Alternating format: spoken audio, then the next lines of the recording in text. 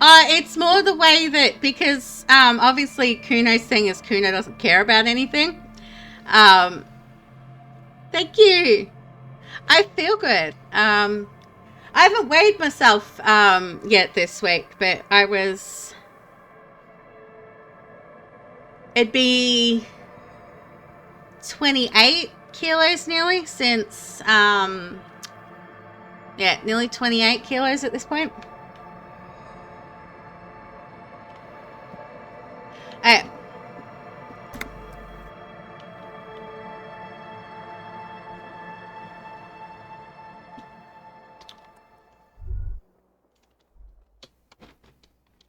okay, so what's on the agenda for today that we need to do? We need to take. They only seen me once since this. Yeah, people have said that. Yeah, people have said that. Yeah. Like I am sort of noticing it a little bit more in my face. Um, I know I notice it more when it comes to the size of my clothes and things being loose that weren't loose before, and like I need to buy undies again. Um, because they still okay. I don't know how to describe it, but they fit if I pull them up all the way. This is Disco Elysium. Um, this is Disco Elysium, and I'm I don't know how far into this game I am. I'm on day 4. I'm not sure how many days there are. But I'm on day 4 of this game. Um, so I haven't finished it. This is my first playthrough. And this game has made it into my top 5 already. Um, it's, yeah, for the most part, it is clicking. It, it's, um, it's kind of a tabletop RPG with, but there's no combat though. But we are a detective. There is a case that we need. Oh, I can pick that up. There is a case that we need to solve. And yeah, it is. If you liked the humor in that shout out, you'd like this. The humor in this. Like for example, on the very first day, I tried to hit on someone, and I failed a skill check, and the words "I want to make fuck with you" came out, not the yeah. And there have been some yeah kind of yeah. So there have been some things I do just to see what'll happen. Um, and like I'm okay with failing because the failing part, like a lot of it seems to be um okay, there's Kim. Okay, so let's see what we've got we can do. Okay, we're running out of we're getting things a lot of the things done that we started on Monday. So all of the armor pieces. We've got the boots and the hand and the arms. So we've got okay. No. Still need to find a way into the secret passage.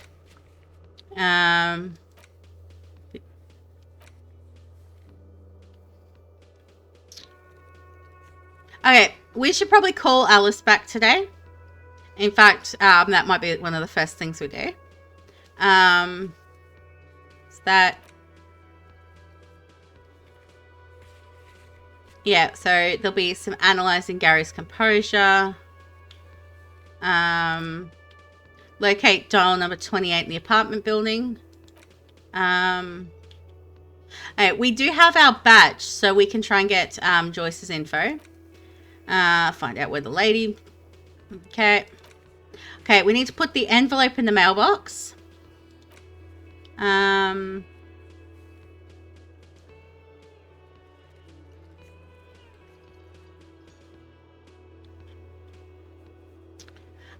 I do want to do this today, but I'm going to wait until a little bit further into the afternoon, because if we send the corpse to processing, Kim's going to leave us for the rest of the day.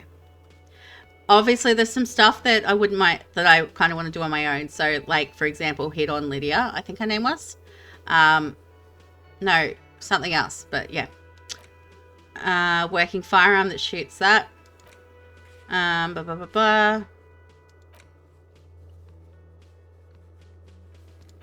Okay.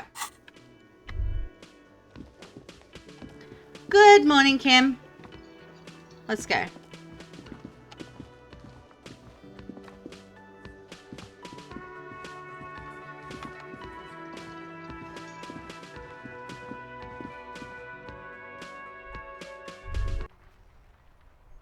Okay, we need to...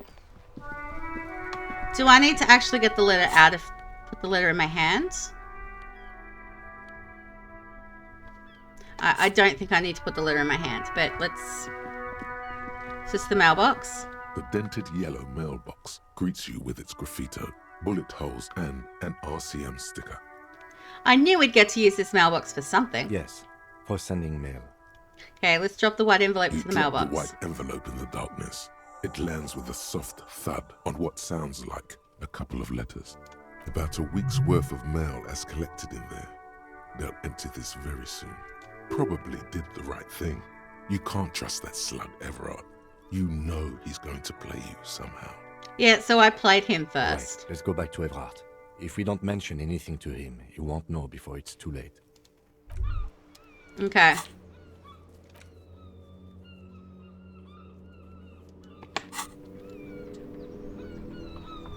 We will probably...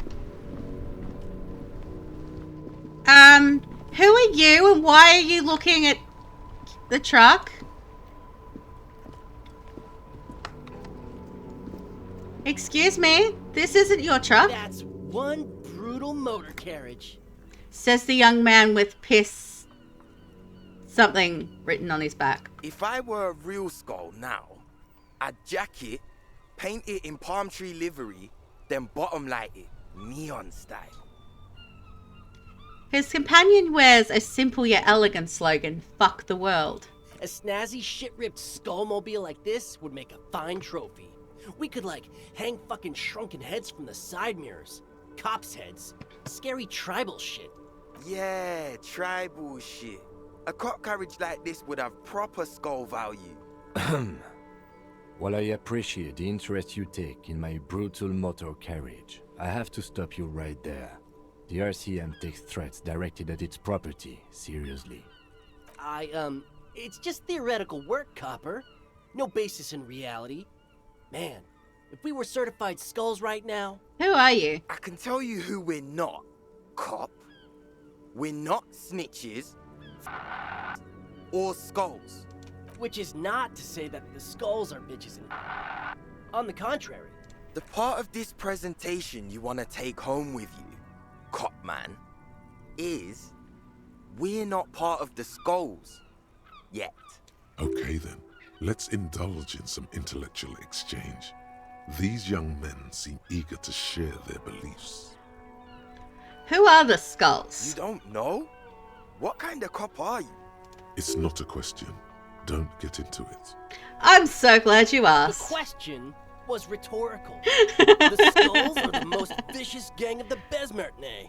Besmertine, or the Besmati, the Immortals, are West River Sholian crime syndicates. The nastiest bunch of psychos ever. Jacking carriages and getting into high-speed chases. Possessing an infinite amount of fuck-all swagger, infamous for their non-verbal modus operandi. Non-verbal. If a skull spots you, he will pull out his dagger and stab you without saying a word. Oh. The lieutenant's voice is as calm as usual, a testament to the violence and death he's witnessed through the sight of his firearm. They usually occupy the burnt-out quarter in Jamrock, or you can find them loitering around their brightly painted bottom-lighted vehicles. I can't wait to become a skull. Bottom lights are wretched aggressive. Do you know anything about the murder that took place here? Murder? Man was hanged in the backyard of a whirling in rags? Yeah, sure. We'll gladly tell you everything we know about it. It was a man. Also, he was hanged. Anything else? He was hanged from a tree. Yeah, I mean, duh. These punks don't know anything. Let's just move along. Hey, stop right there. How does one know anything? Ah, this sounds like epistemology. A field so occupied by thought that it begins to question thought itself. I know you don't know shit. Exactly. How can one know shit? For example, how can one be sure that there truly is a body hanging behind a hostel? What if it's art? Or just a mere specter? That could be the case, yes. A brilliant work of art. No reply. The blonde rebel scratches his chin, deliberately not focusing his gaze on anything. He looks very uncomfortable. I'm sorry, Kim. Do you know Cindy the Skull? Oh yeah, Cindy's a right proper skull. The young man's eyes glaze over, his voice filled with longing. Yeah, a true artist of the future. Just like Arno van Eyck. By the way, if you see Cindy, give her our regards. He adds, returning from whatever void he was just visiting. For all their nihilistic posturing, these young men are not lacking in youthful idealism. The lieutenant on your left is unusually lenient toward them. Who's Van Eyck? Old man, it doesn't matter. You'll be long gone before his greatness is recognized.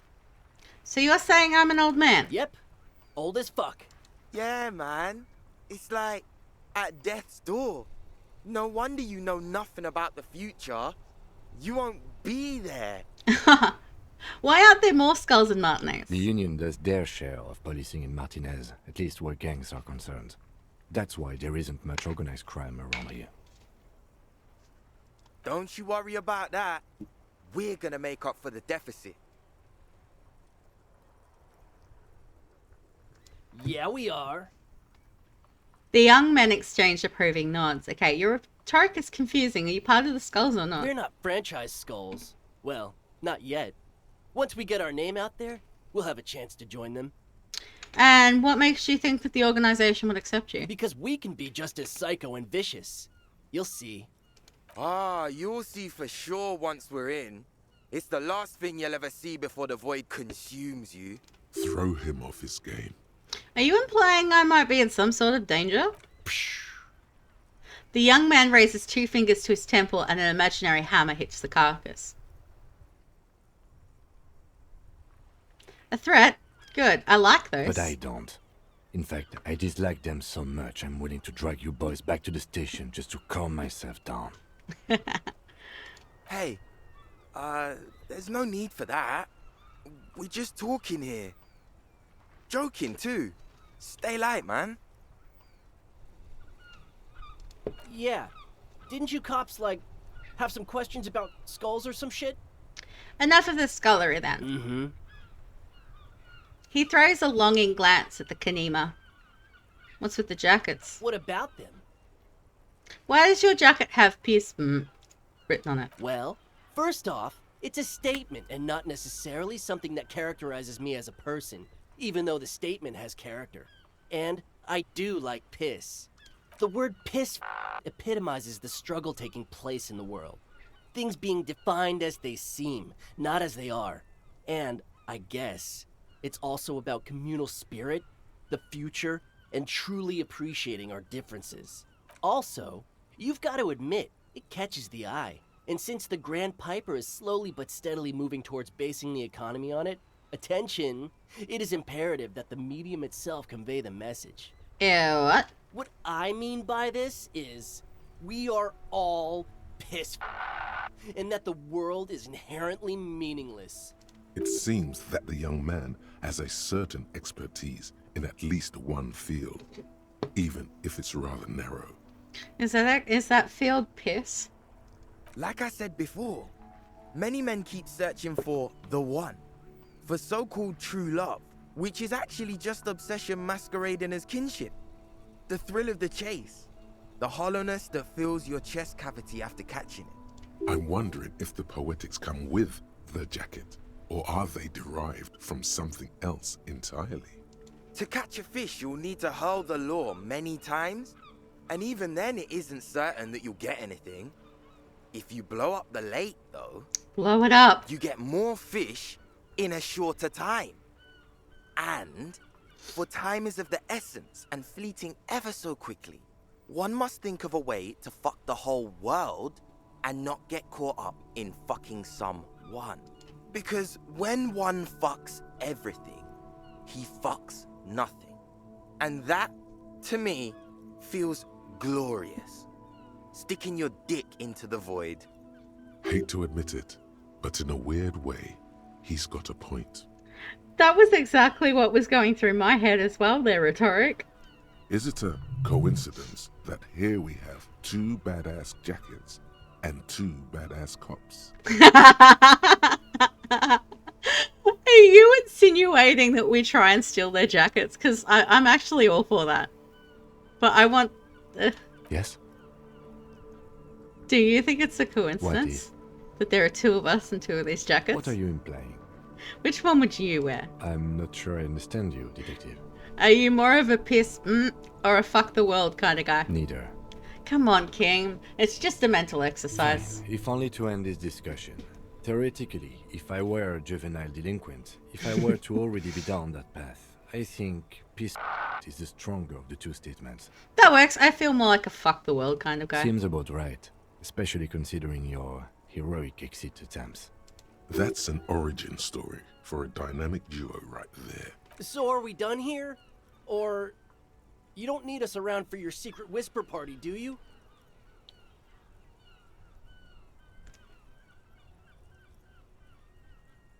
Okay, at worst, I think I get, These guys aren't scary. You're not scary. I have nothing to work with here. It's either begging or bullying, or both. Just ask them, maybe. Gentlemen, I need your jackets. Why? Look at the shit I'm wearing. Yeah, like he said, total shit. What about it? There's a spark of sympathy in the U size. You didn't say that.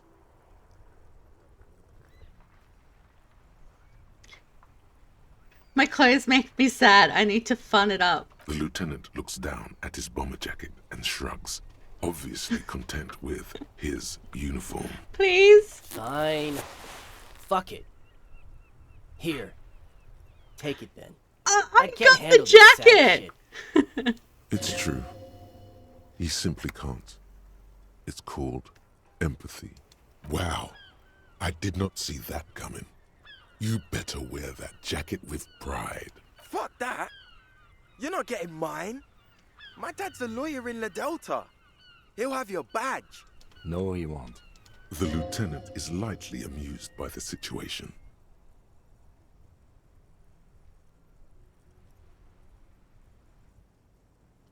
Wait, world fucker, you got a rich dad? No. He's like a volunteer lawyer. A total bitch. Cites law and does dishes. You know what, cop? Fuck you. That's not what this is about. You're not getting my jacket. Fuck him. We don't need his rich dad jacket anyway. Fuck it. We don't need the other one. You said you're more of a piss kind of guy, so I got the jacket for you. I'm not wearing that jacket. Why not? You can really race hell. Go undercover. Hard. I don't think this case requires us to go undercover or raise hell. In fact, I don't think the jacket will be useful at all. Still, it's good to know we have it should the need arise. The need will not arise. Look at this cute shit. How can we become skulls if you go around fraternizing with cops? Let's get the fuck out of here before anyone sees us. Fuck. I'm sorry, man. I just don't like confrontations, that's all. Okay. So what bonus do I get from this jacket? Because I get +1 to drama and -1 to authority. Okay. It doesn't, yeah, really give me any benefits that I don't already have.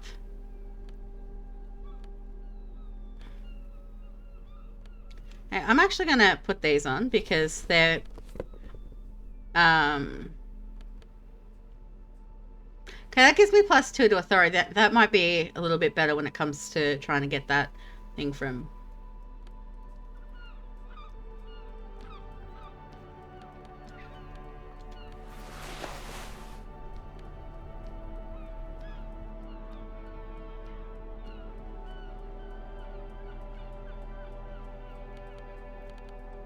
If I've got someone with a sword, can they deal with that, please?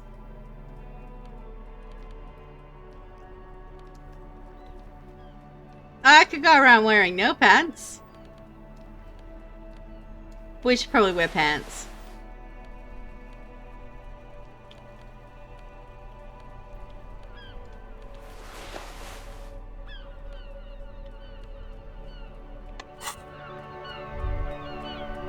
Okay. Going to do that.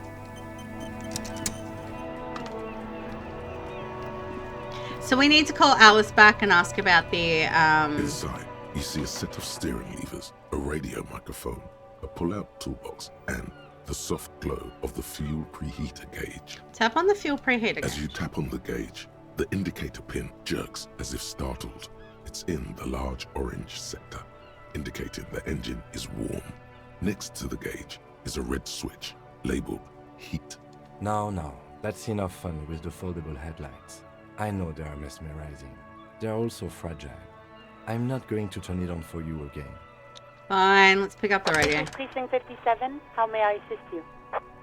You heard back from the ICP about the serial number? Yes. The armor was produced by Fairweather in their facilities in Bétancourt, sur la Clé in 42. It was part of a special order for Corps de Pharmacie, a security firm contracted to protect the interests of Oranese pharmaceutical companies in the Semenine conflict. So, it seems the armor went to Semenine. That's where the paper trail ends, though. Even the firm has proven difficult to track. Corps de Pharmacie has been renamed several times over in the years since the armor was issued. Do you know what it's called now?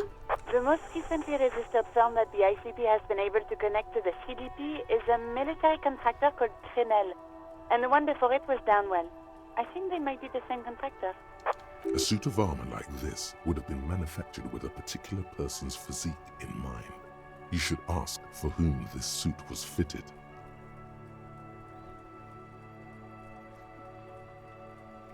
I do too so far, Blob. I do too. How you doing? Welcome in. Okay. A suit of armor like this would have been customized to fit the wearer. There must be a record of the person to whom it was issued. Yes, but the ICP tends to be reluctant to share private sector records. I could try to talk them into it, though. Yes, please do try. It's imperative that we learn whose armor this was. Sure. Yes, this is my Get back first tomorrow. playthrough. Hopefully I will have more information for you then. Okay. Not yet, but I was able to convince the database people to share private sector information. They promised to get back to me by tomorrow morning. Do you have any other questions? No, I'm done with the radio for now. Over and out. In the cabin, you see a set of steering. Okay. So we need to come back tomorrow.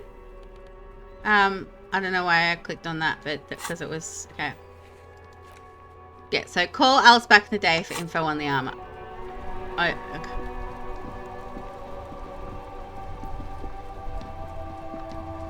Okay.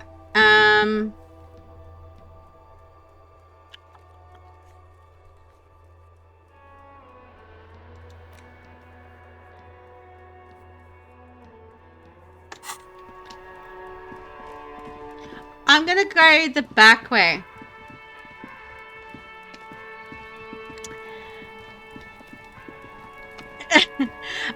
I think that quote came from Borderlands 3. Possibly.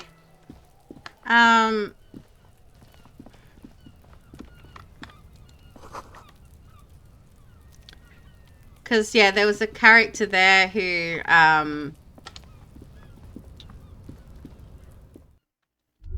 there was some jiggle physics there.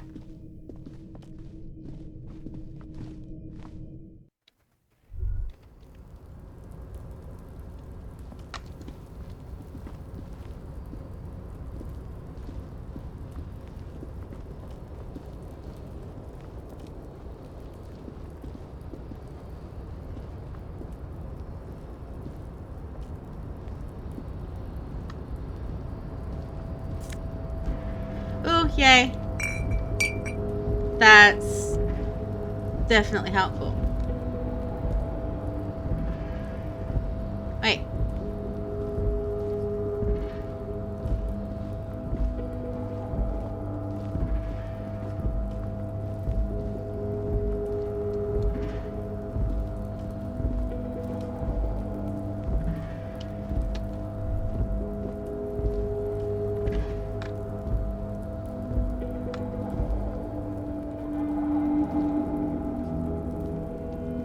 Oh.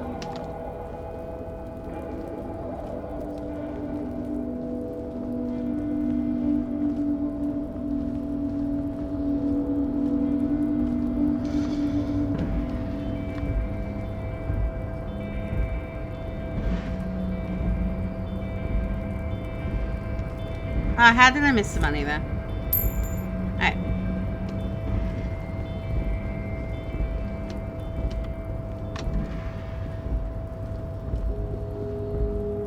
I guess we're going the other way.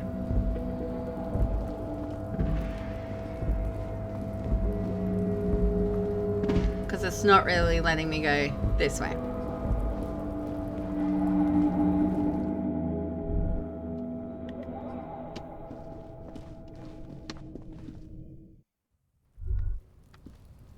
That white check for Cuno.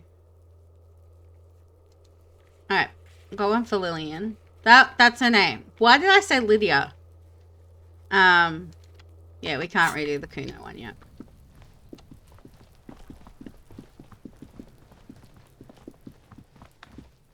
I'd love to know what Cuno's deal is.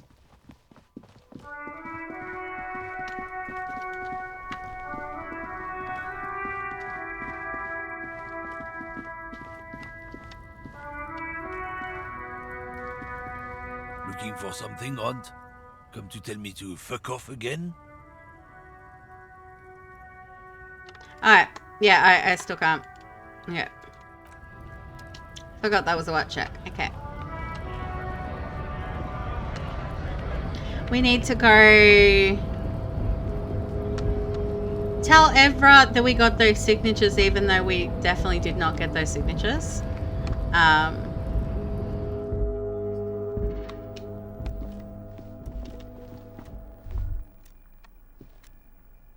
did I miss that? What's in here? On second glance, someone has forgotten to properly close one of the drawers. It's unfortunate for the Union to just leave their paperwork lying around like this. The drawer opens smoothly. Inside is a well-organized selection of brown folders. Let's browse. Hundreds of documents containing logistical data. Two kinds of transactions stand out. Materials coming into Revachol from the outside world, from Muindi, Grad, and even Ilmara. And the same materials being handed over to companies inside Revachol, Kuron, Coal City, La Delta, and Jamrock are listed among the many districts where the imports are being sold. Anything interesting? It's hard to make sense of this thicket of company names, dates, quantities, and percentages. You try to focus, but the lines are getting blurry. Okay, let's go through it. Whatever's hidden here is hidden well. Concentration isn't enough. Only a trained accountant with a background in logistics would be able to really make sense of it. However, there is a little handwritten note stuck on the side of the drawer. Okay. It appears to be a to-do list written in large, uneven capital letters. Remember, Leo, Everart's shoes, special whirling borscht, water Everart's plants, sweep office floor, more banners. All items on the list have been crossed out and the note itself is crumpled. Look, Kim, a to-do note with a list of errands for Evra. One of his aides must have left it. Nothing incriminating here. What is so special about this borscht? Code for drugs, booze, blood. Take another look at the note. Remember, Leo, Everart's shoes, special whirling borscht, water Everart's plants, sweep office floor, more banners. All items on the list have been crossed out and the drawer slides shut smoothly. bringing of the Lawjaw.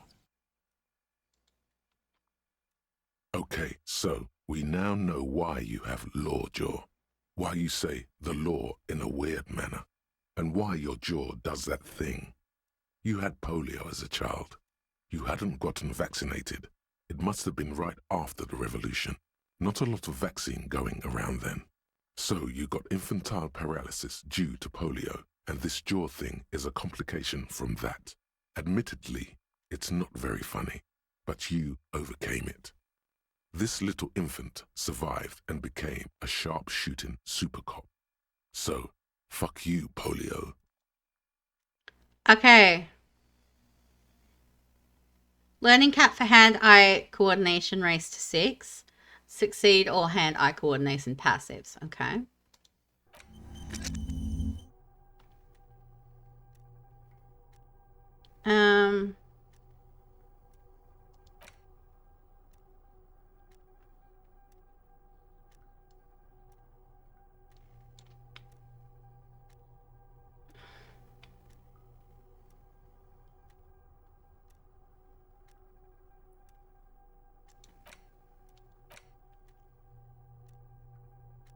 Yeah, I might give that a go.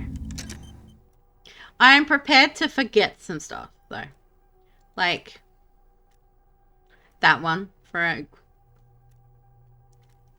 Like, that one for starters. And that one.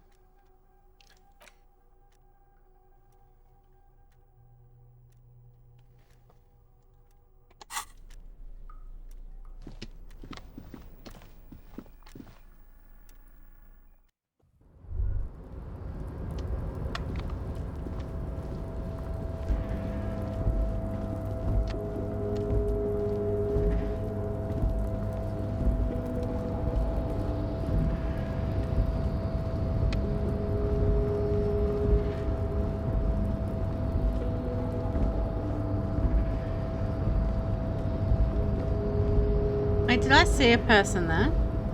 Is that a new person?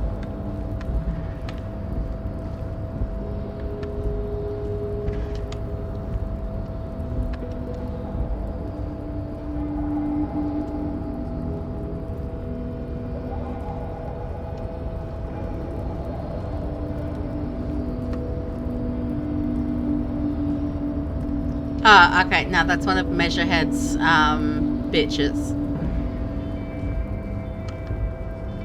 Okay.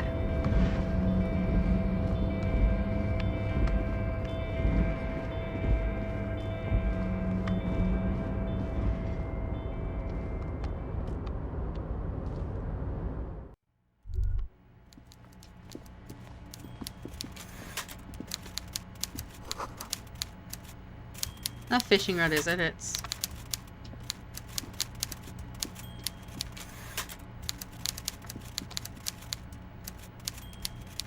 Mr. Dubois, I hear the meeting with Titus was a glowing success.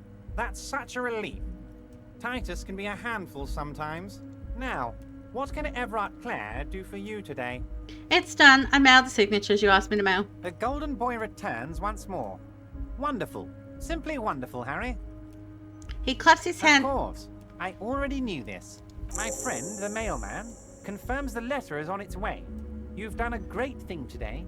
You've given the children of Martinez a real future, Harry, and I feel I can finally trust you now. You're in my inner circle. You too, Mr. Kitsuragi. We can talk about anything. The strike, the murder, your lost gun, nothing is off the table. That's handy. Well done, sire. By guile and deceit, you're in. The signatures I got. I know you plan to force them out with the construction noise. Harry, by now you should know I would never do anything tricky like that. However, if the construction noise and limited street access makes some people consider moving, well, let's just say there'll be freshly renovated buildings near the roundabout where those poor people can finally enjoy a significant uptick in quality of life. I'm talking real affordable workers' palaces. He proudly spreads his hands to demonstrate the size of the palaces. They're very large. So the village is doomed. The lieutenant says grimly. You were there, you saw the place, a wasteland, there's nothing left. But mark my words, officers, We are going to reset it. Reset. I have big plans for Martinez, and they do not include humans living in those pig sheds on the coast. That land will be used for municipal buildings and commerce. What do you mean? Harry, imagine a youth centre supermarket church complex, employing hundreds, no, thousands of people. The coast will be lit up with enterprise and life. All those ruins out there turned into low-income housing. Harry, enough is enough. We're taking this district back. The war was 50 years ago, for God's sake. It's time to move on. Youth supermarket church complex? You really expect me to believe that? Yes, I do. I got the centre, I got room for a retail complex, and in 4 years, I'll get the church too. The wheels are already turning, Harry. The wheels of progress. This post-war limbo, I won't stand for it. There are kids practically playing with their own feces out there. It cannot go on. Okay. And then there will be a giant statue of him, towering above it all. Wait, but will you erect a statue to yourself? I'm not a symbolist, Harry. I'm a realist. My statue will be Martinez rebuilt. 5-story building complexes, kids off speed, and landowners in a zone hating me. That will be my statue. And yours. We're doing this together. I knew you were up to something. Damn right I'm up to something, Harry. I'm gonna make the working man as rich as Joyce Messier. That's my job. Just like yours is to keep the peace. Did you order the hanged man killed? I did not, Harry. Although I am very, very glad he's dead. What do you gain from him being dead? Why, a war, of course. And what do you have to gain from a war? Victory, Mr. Kitsuragi. I have victory to gain. We are going to start a war with the Wild Pines group and win before they even realize there is a war. They're trained military people. Aren't you afraid for your men? Harry, we outnumber them 1,500 to 1. And that's just Martinez. With all the unions in Revachol, and with public opinion on our side, we can hold off 2 men, or 15 men, or even 50 men. The more they send, the worse it's going to look for them. They made a huge mistake hiring those guys. No one likes foreign mercenaries. The leftists hate them, the fascists hate them, even the moralists think they're in bad taste. Yeah, everyone hates them except ultra-liberals, maybe. What happens to me? You're not an ultra-liberal, Harry. Get the fuck out of here. Don't be a retard. You couldn't blur that word? How is this connected to the strike? Harry, there is no strike, only war. Class war. Or, in business terms, a dawn raid. Or wait. Is that when you still pay them something? Because we won't do that. We're not going to give nothing. We're going to take Terminal B away from them. The roads, the gates, the containers, that big crane, even the damn coffee maker. We're going to take all of it for the people, and fuck Wild Pines. The word fuck rings like a gunshot from his mouth. He doesn't swear often. So that's why you haven't let Joyce in? Yes. It's also why I let that midget Gaumont go. He's too nice. I can't put him through this. Plus, he knows how to get in here. That woman can't tell her tits from her arsehole. She has no chance. What? Tits from her arsehole. It's a local saying. Yeah, Actually, I don't understand it, it's though. not. Okay, it's not a local saying, but either way, I don't understand it. Why are you telling me your plans? Because we're friends, Harry. Besides, it doesn't matter now. You can go tell her if you want. It won't change the course of events. We have a significant head start. It's already happening. How many of your guys are there in the Union? 2,372. Plus yours truly, of course. How are you going to fund your new independent harbour? Oh, you mean what sort of goods are going to be flowing through? How am I going to replace all the contacts we'll lose once the poo-poo hits the fan? The clients will ditch us. Harry, we've thought of everything. Everything? We've been running back channel negotiations with all the major clients. I think the company will be unpleasantly surprised to see how many of them stay loyal to Martinez and to the new competitive contracts we can offer. Okay. With renewed zeal sparked by communal ownership, the men will be shipping those containers double time. You'll be surprised to see how fast things go without parasites latching on. We'll have our hands free to pursue bold, exotic new revenue streams. That's drugs. Drug trafficking.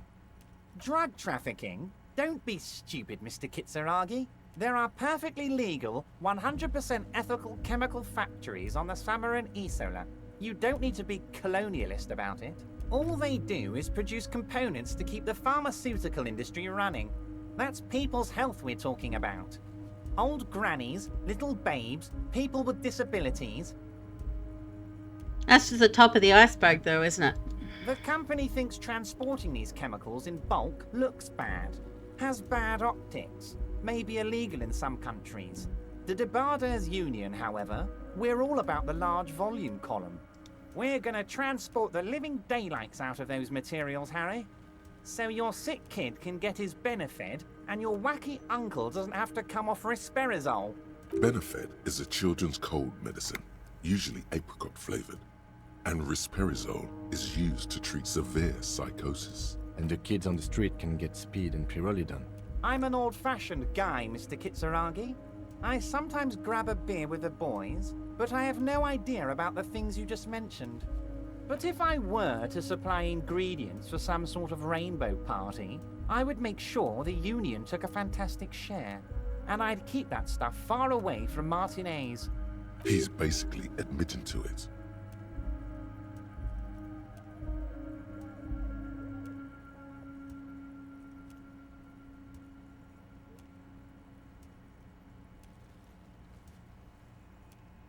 You know why you're such a good detective, Harry?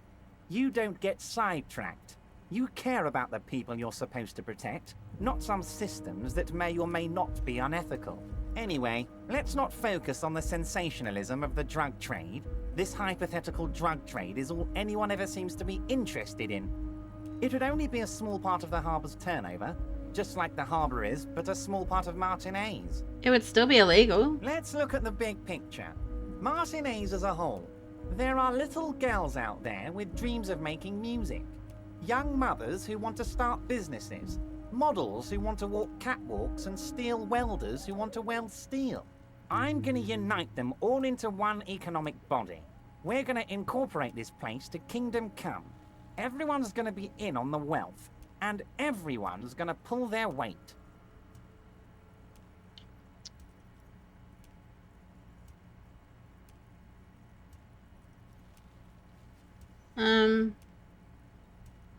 Honestly, it's not my place to judge express. Harry, the length you're willing to go to keep your nose clean is remarkable. You will always have a warm bed in Mr. Clare's household, my friend, and a special place in the future of Martinez.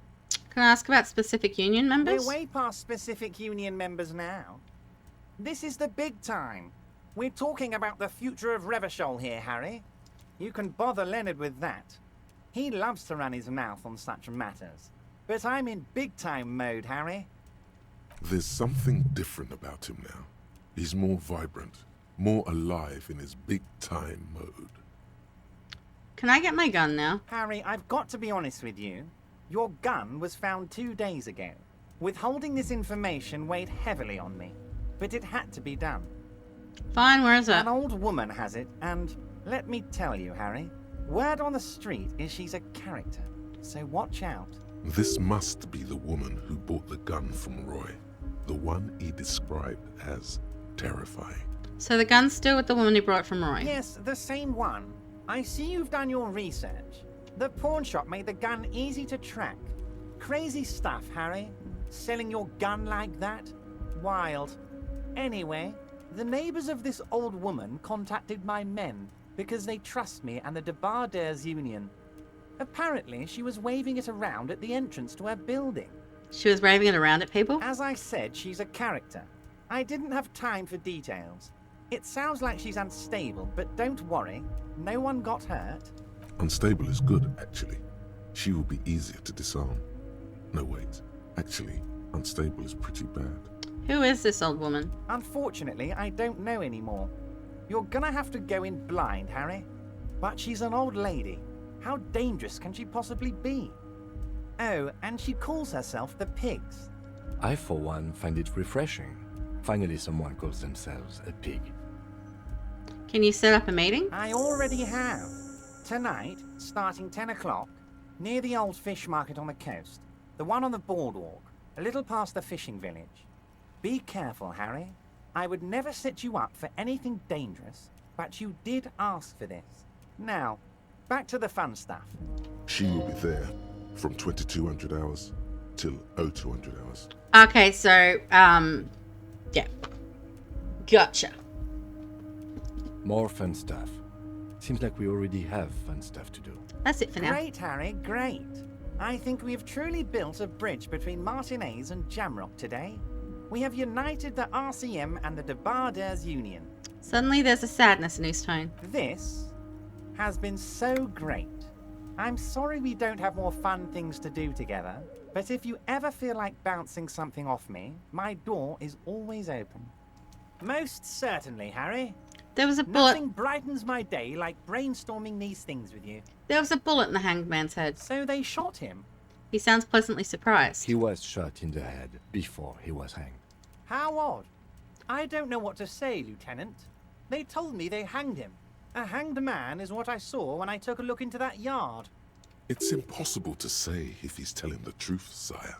What I do know is, the case is in safe hands. If anyone can get to the bottom of this shot and hanged man, it's my two little policemen. Godspeed, policeman. By all means, Harry. I'm always happy to educate. Very nice, Harry. Let's hear it, Harry. Of course, Harry. Okay. We got a skill point. I'm actually going to put it into...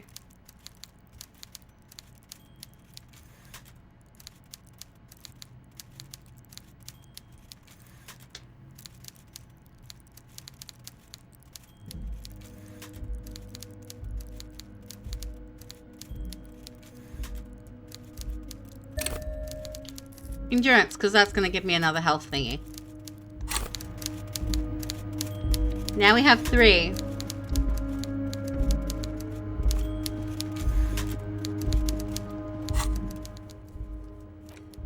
Okay. So,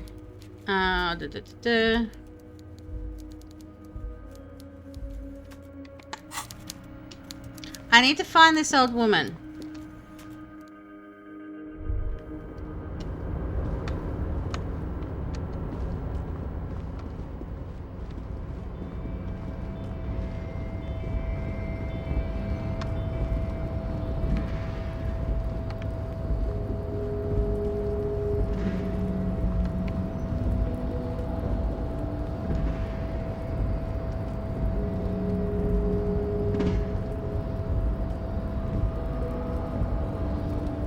Can you just...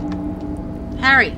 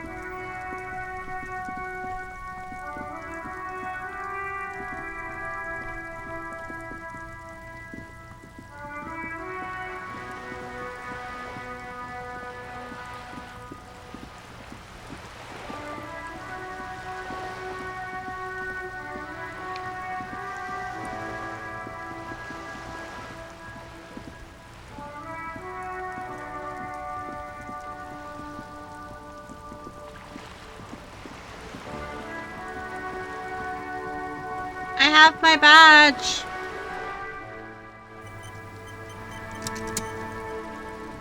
You're back. Good. What can I help you with? Word has traveled, yes, but nothing of real substance has surfaced yet, I gather. Wild Pines has eyes on the intersection, but not ears. One of the tall buildings overlooking the roundabout. It would give them a read on the entire quarter. It appears we are being monitored every step we take, colleague. Did we have any other business here? I found my badge. By love, you did. She inspects the piece of blue plastic, her eyes scanning from left to right. Fast, observantly, like an electronic printer. Pleased to meet you, Lieutenant W. Freighter Dubois. I am glad to see a man of high qualification. The situation is precarious. What can I help you with, Lieutenant Freighter? How about you share your information on the lynching, now that you've seen his badge? The goalposts have moved, Lieutenant. In the absence of the badge, I have informed my employer there will be a probe. I cannot rescind that promise. To my knowledge, the drivers are still at the roundabout. I will tell you everything I know when you've finished with them.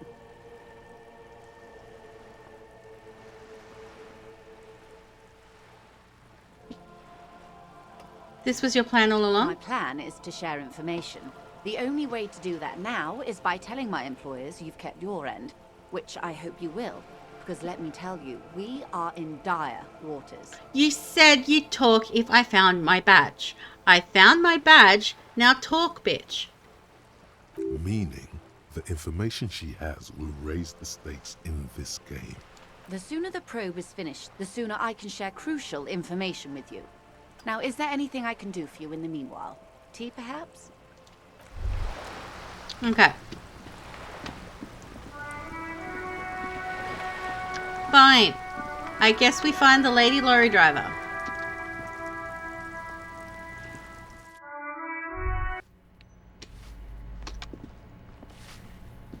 Give me a moment.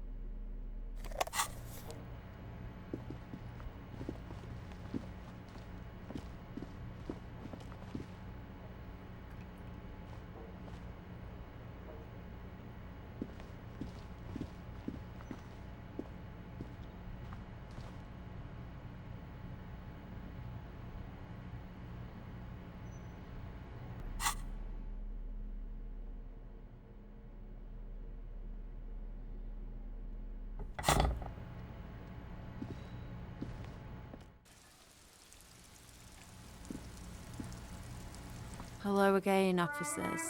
Have you come to admire my mural? That bed in the coal room yours. Ooh.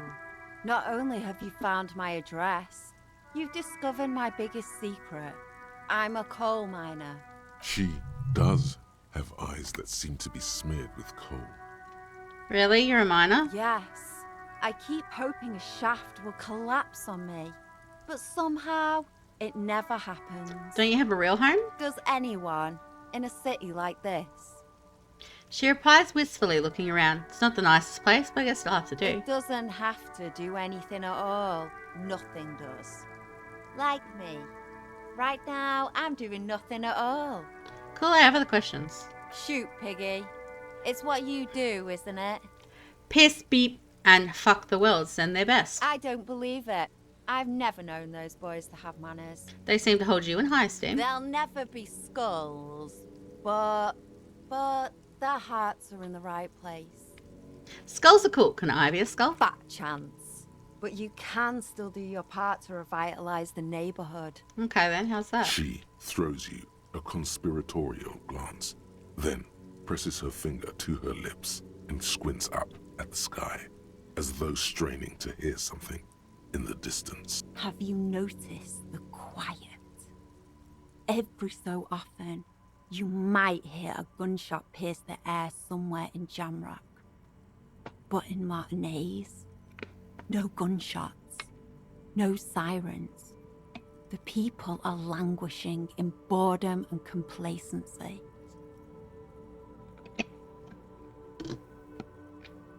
This place is a sepulchre. We'll paint it red. We bring the raucous. You bring the sirens.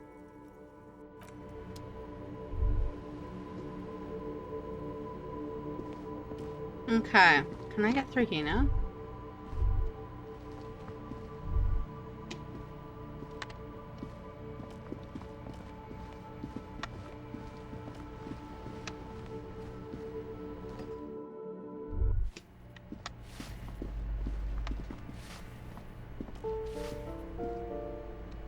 How do I get to apartment 28 again? Give me a moment. Ask away, policeman. What can you tell me about Cindy? The artiste? Nothing I can do about her, I'm afraid.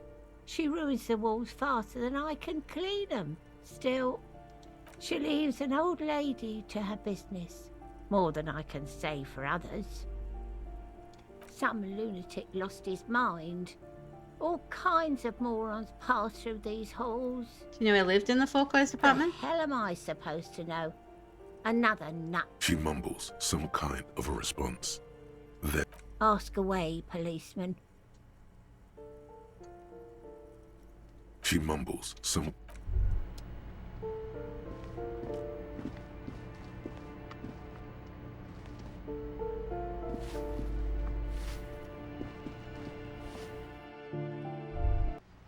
Okay.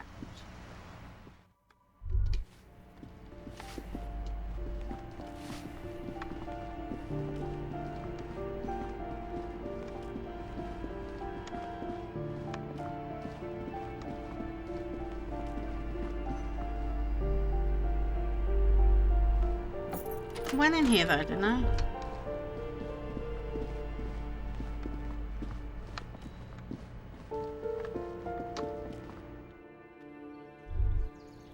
Okay, this is the balcony we wanted.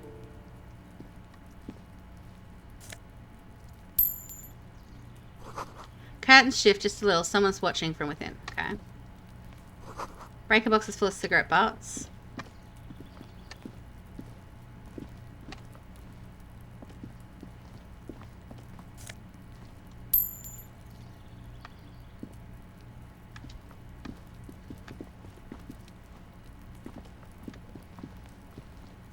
Just a door, nothing for you here right now. Okay. Someone's growing raspberry thyme in a cactus. What's through here? Okay. We can't get in.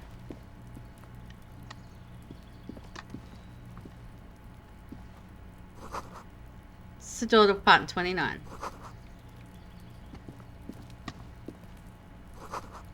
Apartment 30. Alright. This door is made of metal and appears to be reinforced. Someone here really values their security. Number 28. This is where the cleaning lady said the smoker on the balcony lives. Let's see if anyone's home. Knock on the... No one answers. Looks like the young man we are looking for isn't home. I think our best chance to catch him is in the evening. He looks around, taking in the cold spring air. We should return tonight after we have finished with our day's work. How about 9 p.m.? Sound good?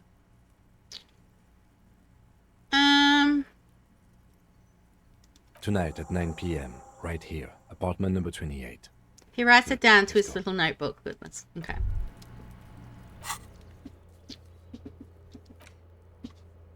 Alright, that might have to wait until tomorrow night because I'm going to be doing some stuff without Kim. Because we're going to, alright.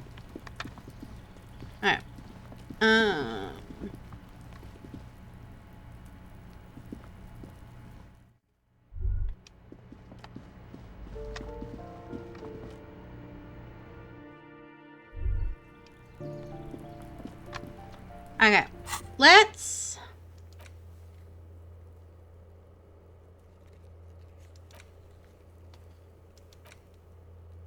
We're not going to do that just yet.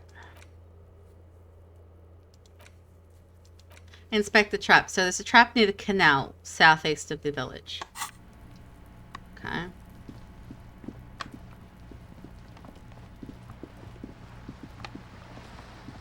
I'm going to assume that's the canal I crossed to get over to the fishing village.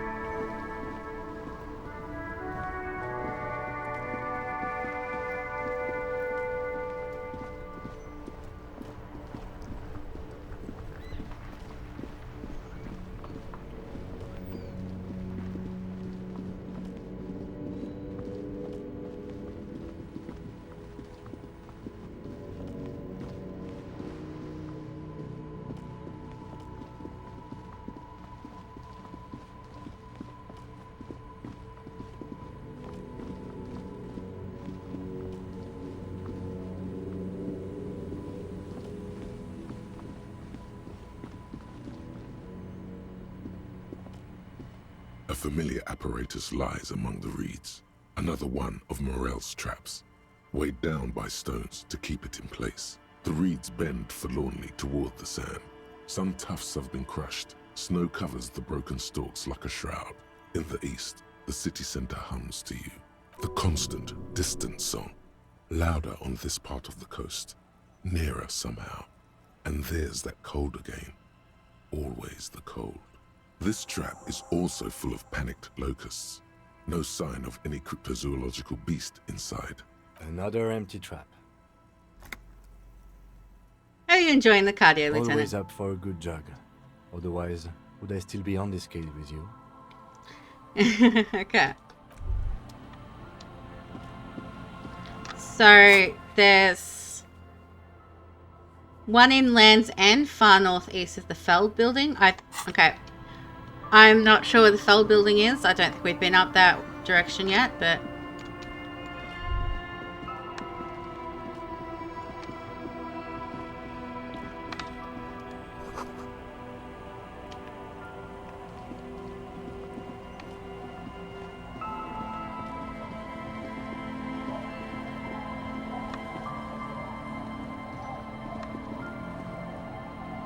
you aren't the old woman who has my gun. The policeman. I hope.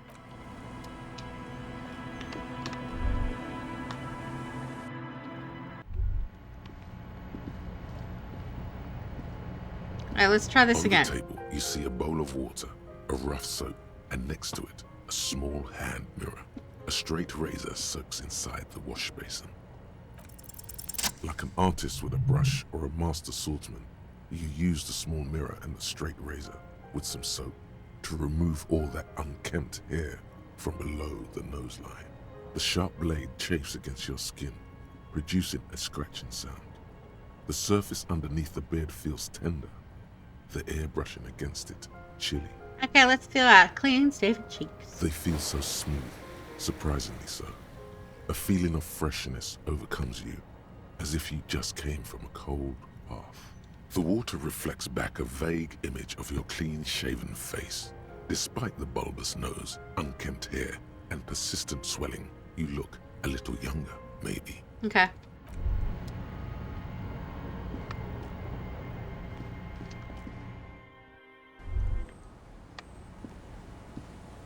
What do you think? I shaved. Yes? So, I shaved. Yes. I don't know what to say. Perhaps, What is it? You can tell me, Kim. I'm not really sure about this turn of events. I think the mutton chops might have been a better idea. They sort of seem to cover up some of the... He stops. Either way, good on you. Kim, You were saying? we need to talk about responsibility. I'm glad to hear it, Detective.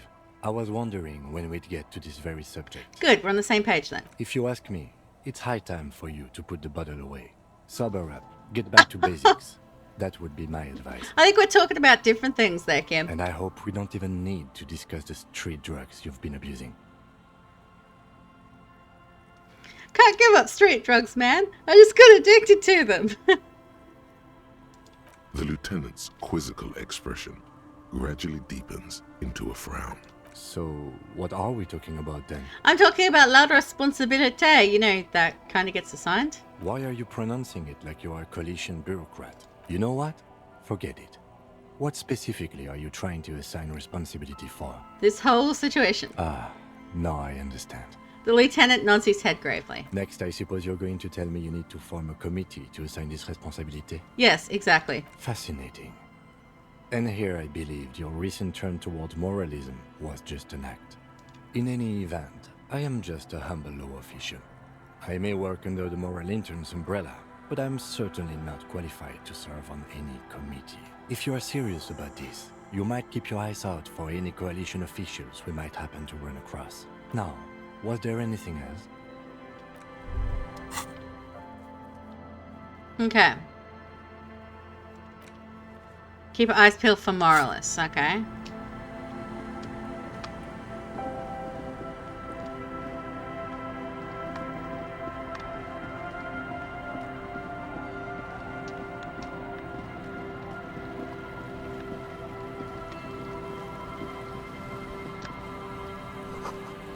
Reed's hired from motor carriage adorns those reeds.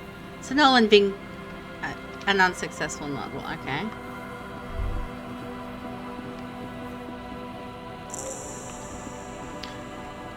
Okay, I found a new place. Someone must have worked hard to smash the plastic dome. A metal payphone under a yellow plastic dome. You could use it to call someone, unless you're out of change. You hear the tone. The machine is inoperable. Calling. Still calling. This feels wrong. Should you be doing this? End of tone. Someone picks up. Pierre, is that you, Pierre? The voice is female and sounds about 100 years old. I might be. What's Pierre like? So nice of you to find the time to call me. It gets so lonely. Even the animals have died. What kind of pets did you have? Are you sure you're Pierre? Your voice, it's different. There. Presentable. Her voice is drowned in white noise. Sounds like waves washing a beach, growing in volume until the call suddenly disconnects. You get a sinking feeling. It makes you look if Lieutenant Kitsuragi overheard you. To your relief, he did not. Calling. Still someone. Hello, Gerard speaking. Hello, Gerard. Technically speaking, you're electricity. No, what you are is a surprise. Get his wife on the phone. Hey Gerard, get your wife for me, will you? Who is this?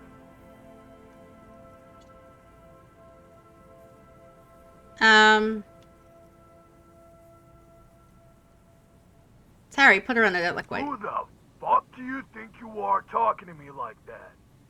I'm the guy who's fucking your wife, Gerard. Now put her on before I lose my patience. Just tell me what's going on here. Bien, come here. The sounds are muffled. You can make out two people, a man and a woman called Bien. They're talking to each other in agitated voices. There's a shuffle of feet.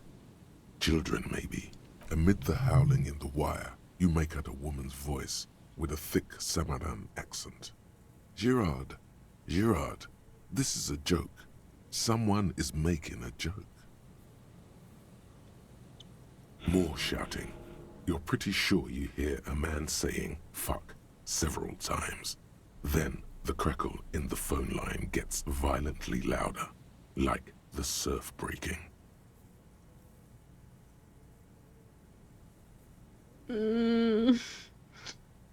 I'm tempted to do that for the lulz, but I don't think it's going to be very lolly. I was just kidding. You can't make out a single word, just vague voices. One more, a child has joined. Something breaks or falls over. Footsteps approaching. Something hits the phone with a loud crack of plastic and microphone hiss. After that, you are left with the disconnect tone. What the hell are you doing? I don't understand what I did wrong. You are making prank calls. Let's just go. I've had enough of this phone booth. But I haven't. You pick up the handset. There's a tone. The machine is operable. The lieutenant shrugs apathetically, then walks a little distance away to concentrate on his notes. Looks like he'd rather not get into it. Calling, calling, calling, still calling, still calling. Stop calling me, man. Someone picks up. The voice on the other end is slightly I'll hysterical. get you your money, alright? I just need till tonight. Let me work.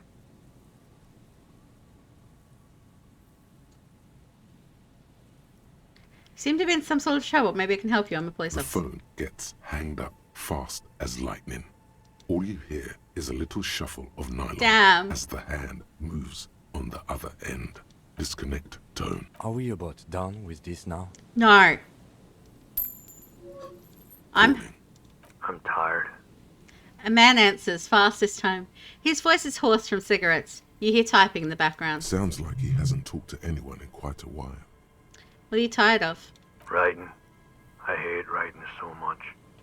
But I have to get back to it. The man disappears with a sigh.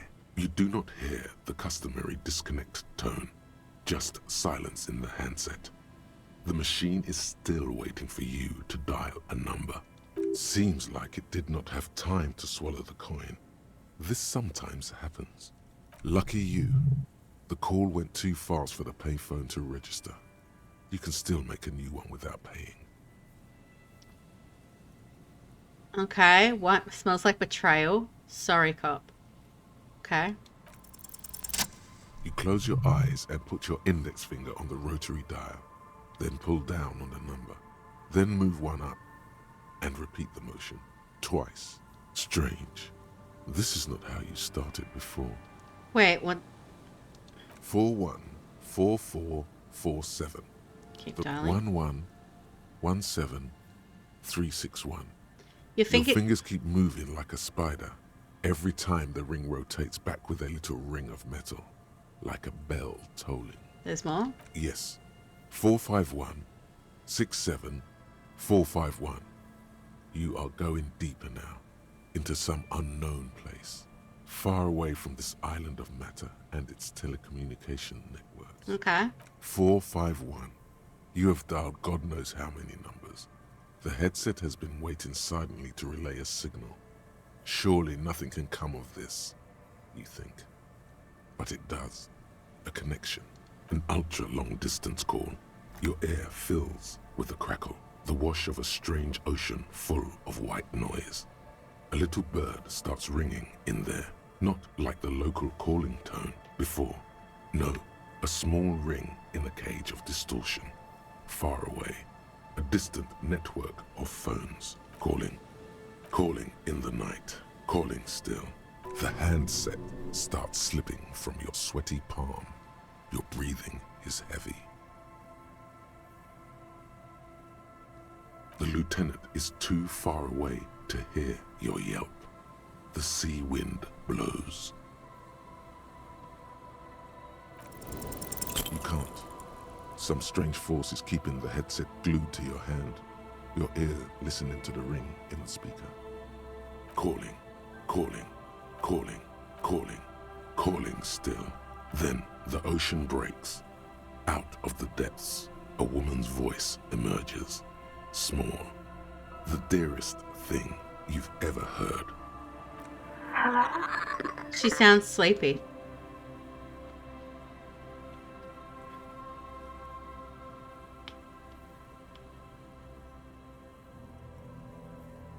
Your voice is so beautiful. No. It's you, isn't it? It's you. Hello? She hums, her voice warm from sleep. Who is this? Who is this? Dora. Who is this? The connection is bad. In the distorted distance, you hear someone turning next to her. Bed springs rattle. Don't react. Whatever you do, don't react to that last thing. It doesn't matter if you react or not. You still think you hear a man's voice in the background. It's covered in pain and white noise. What?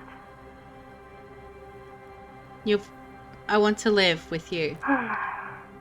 Is that you? Her voice sounds like she's waking up now, still plaintive, tired. This is too much. You need to recede. Creature is a creature. I wish I was the wind. Oh no, not this. What time is it? I'm a revolutionary servant of humanity. I will free mankind and abolish the classes. I will raise the dead. You're not a revolutionary, Harry. You're drunk. Okay, I've obviously dialed someone that definitely knows me.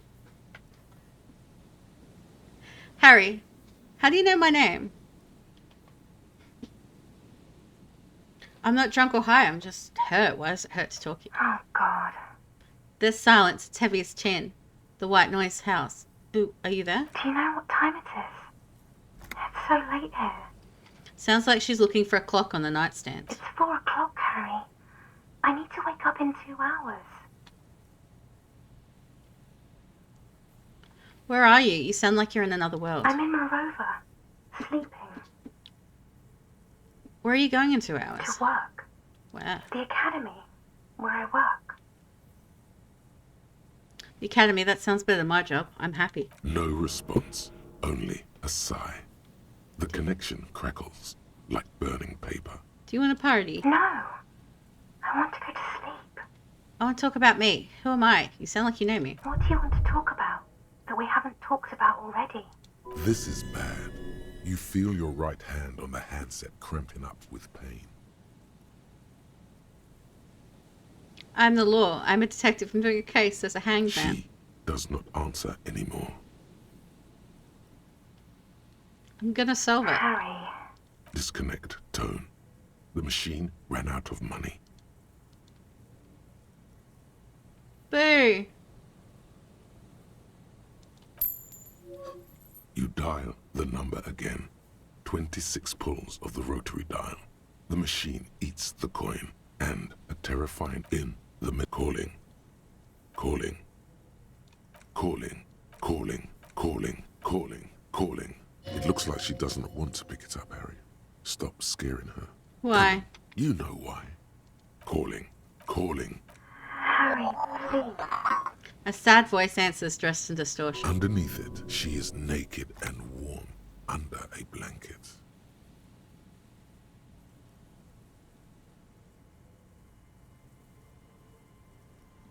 You're naked, aren't you? Beat the heads. You can't hear her reply. You're warm. There's a sigh. I need to know who you are. Who are you? Please. I'm going to hang up now, okay? Phone hanging up. Disconnect tone. You dial the number at calling, calling, calling, calling, calling, calling, and calling for who knows how long, but no one answers. You want my money?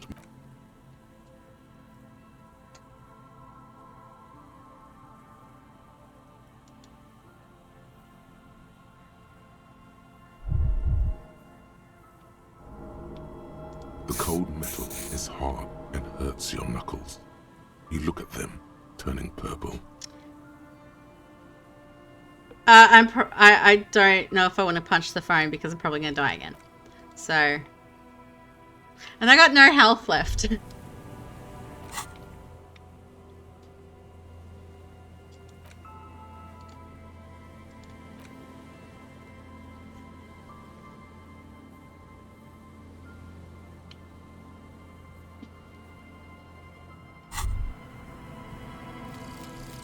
Actual art degree. Trite, contrived, mediocre, milquetoast, amateurish. infantile, cliché and gonorrhea-ridden peon to conformism. I fucked me. Affront to humanity. War crime. Should literally be tried for war crimes. Resolutely shit. Lacking Okay, that's good. imagination. Plus 10 XP hit for Uninformed passives. reimagining of lip-wristed, premature, ill-informed.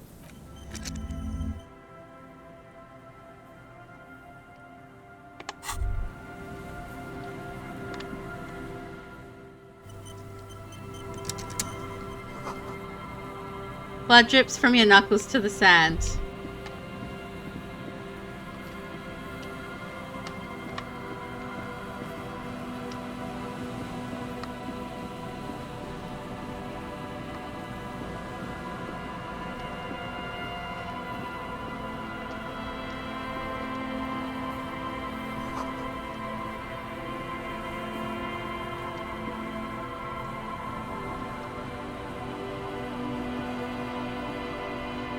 You see a once bright mural towering above you. The signage has peeled off over the years, but you can still make out Feld Electrical R&D. A slogan used to intertwine with the loops a long time ago. Now, only a shadow of peeled letters remains. It says, tomorrow is just a whisper away. Tomorrow is just a whisper away. Looks like tomorrow never came. The lieutenant raises the collar of his bomber jacket.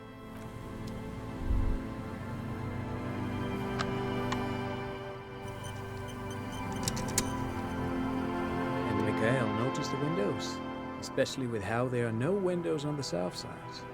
This was to deal with. A blond man stands next to his son, pointing to the weather-worn ruins. He sees you approaching and smiles. You officers, come to investigate the historic subtext of West Martinez? I'm Tran Heilostam. You must be Kim Kituragi, right? I was just telling my son about this building. Not a lot of people realize the historic significance here. Very rich in hypertext. Nice to meet you. Hold on, hypertext? Yes, hypertext. Young Carp and the collection of cultural hyperlinks. Wait, what was that about the windows before? Oh yes, so Mikhail. They had to deal with monitor glare, especially in the summer. They still had vector monitors back then. That was 49 years ago. So they didn't have windows on the south wall. You and Kim know each other? No, I can't say that we've met before, but I've heard of Kim, of course. Mikhail, say hi to the officers. He rests his hand on the boy's shoulder. The child stays hidden behind the helm of his father's coat, clutching to his worm-themed coloring book. Mikhail's a little tired today. We spent all night trying to run Orbis on his radio computer. Have you heard of it? It's a programming language used in Grad. Quite tricky, but he wanted to play this Grad-made adventure program. We've been getting really into verbs lately. The man speaks in the artificial cadence of a professor, or someone who's been on too many radio shows. But I assume you're not here for giant worms when there are so many real things to see. Just as I was telling Mikhail before, this is where the Coalition landed in '08. We could be standing on what is the most interesting landmark in Revachol West. He points to the building again. Wow, get a load of this guy. He really enjoys his trivia. The Orbis programming language was named after its inventor, Victor Orbis, a cybernetician from Grad. They run Vox in the Occidental countries. Detective, a word? He turns to Blood. Excuse us a moment, please. Of course, Lieutenant. Take your time. Mikhail and I have plenty to keep us occupied. I haven't the faintest idea who this gentleman is, but I've got a hunch he might have some affiliation with the Coalition, in case you're still serious about that committee business. Okay. In any case, I'll let you take it from here. With that, you both turn back to the blonde man. What's so fascinating about an empty old building? Aha! But it's not just any empty old building. He raises his hand to his eyes to shield himself from the freezing snow. All four of you turn to admire the mural before you. What not a lot of people know is, this used to be the R&D department of Feld Electrical. And Feld, which now sells ink cartridges mostly, was once a top dog in the turn-of-the-century cybernetics boom. Hold on. What's R&D? Wait, what's an R&D department? Apologies, it's an acronym for research and development. They don't use it anymore.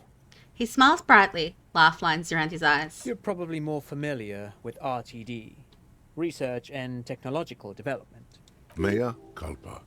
You are not familiar with that one either. This man is a bookhead. Look at the building. It looks old and weathered, with seagulls picking apart its stone and metal carcass. Bushy undergrowth has taken hold of the collapsed rooftop. Some kind of bird has set up a nest on a broken windowsill. I don't think I've ever heard of this Feld Electrical. That's not surprising. Only a vestigial ink cartridge and ferrotape manufacturer remains. He adjusts his suit jacket. They started out as a midway electronics outfit in Königstein 2 centuries ago. After an aggressive move to Revachol, Feld became a global player in the emerging personal electronics market of the pre-revolutionary era. Still, Tricentennial was beating them in business machines. But Feld had an ace up their sleeve, or should I say they were developing an ace up their sleeve. I'm mixing my metaphors here.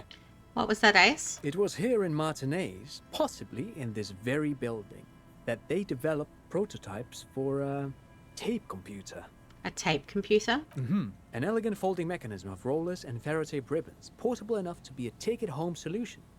Revolutionizing business machines, possibly even bring them to the average consumer, which is a feat of engineering even today's giants, Rehm, ICN and ZAM, haven't achieved yet. He grins, admiring the sentence he just produced. He assumes something like a combat stance, facing the wind. What happens? Indeed.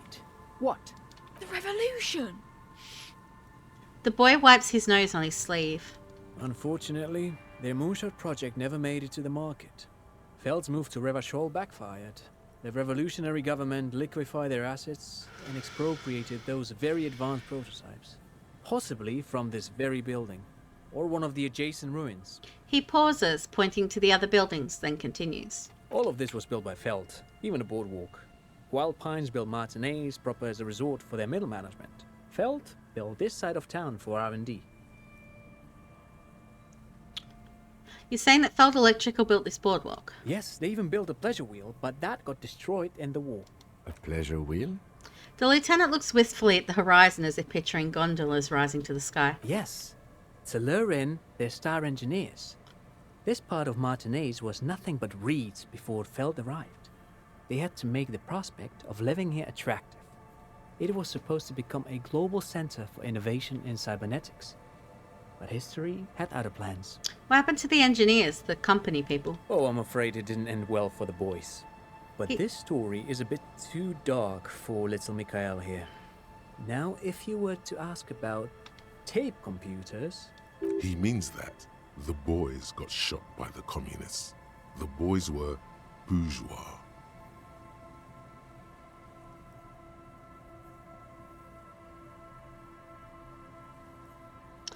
I'm not gonna do that. That seems mean. Tape computers, right? Tape computers. He nods when tussling in his suit jacket. Alright. Okay. I would normally wait for this bit to be finished and probably wait another half hour before I did this, but I am actually going to take my 10-minute break a little bit early. Oh, it may not even be 10 minutes, but I need a break without late notice. I'll be back.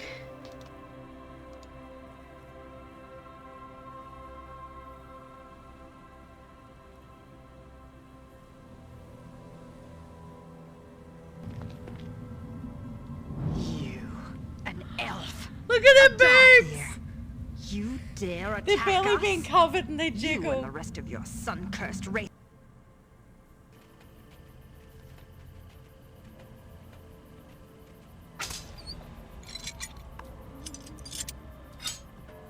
I forgot about that.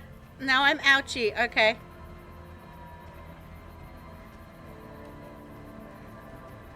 I'm sorry, puppies. Mommy let you down.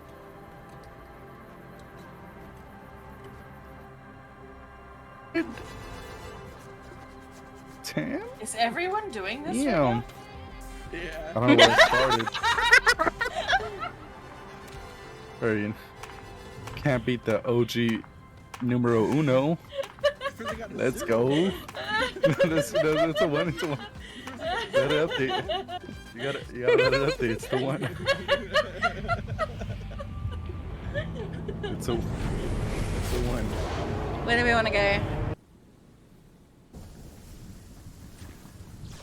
I'm dead. It's not that far away. No, I'm Well, dead. try and get to me as fast as you can. Oh.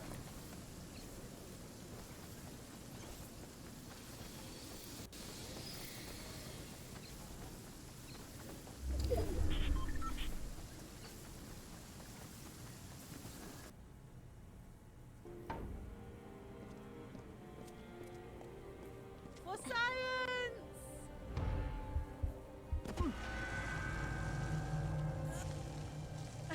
I got a trophy for it and I regret nothing.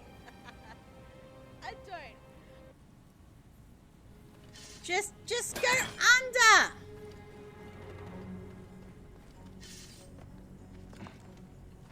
What is wrong with you, Bayak?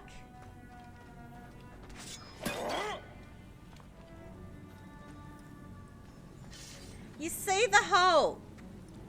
Go in the hole. It's right there.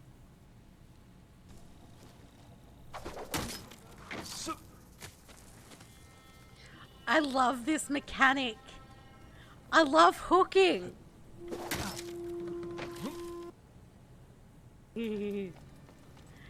This is Sparta!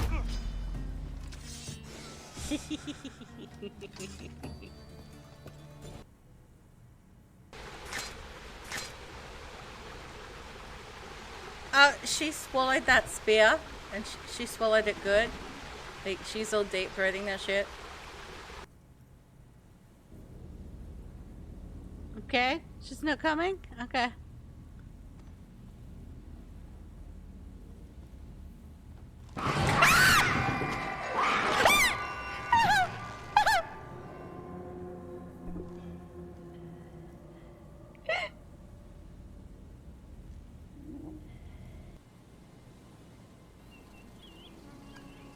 Although, they probably did call it a penis in ancient Rome.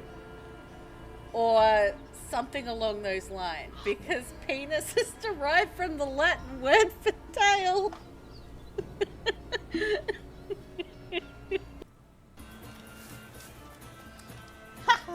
I don't think anyone saw me go in here.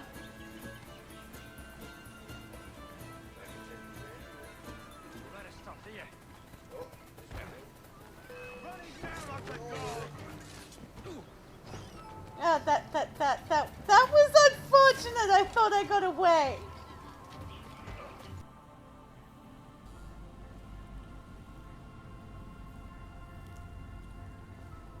That's so sad.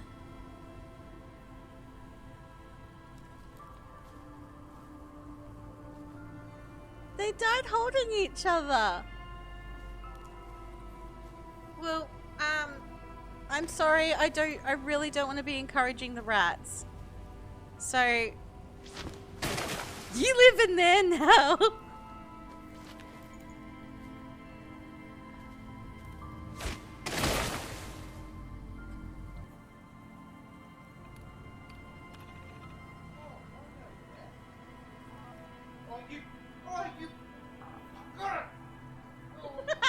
What'd I do?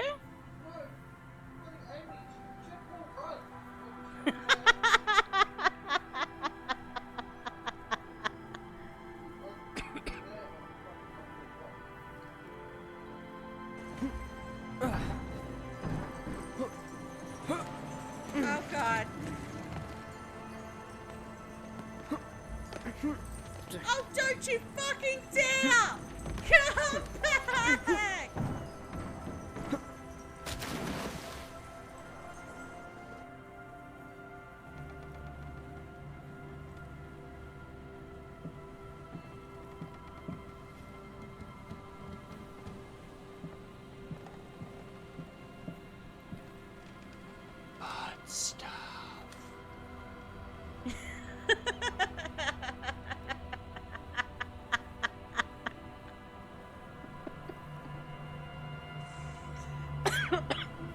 No, we're not trying to trigger butt stuff. That's not what we're trying to trigger. Hello. Why, yes, I would like a dance. If I wasn't working right now, I'd show you a real nice time. I'm sure you would.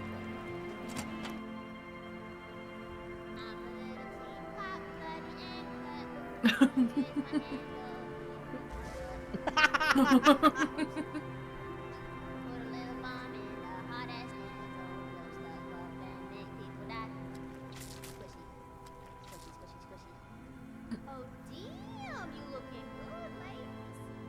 Let's get to work. Bad murder kitty. I'm right here. Bad murder kitty. It's all right.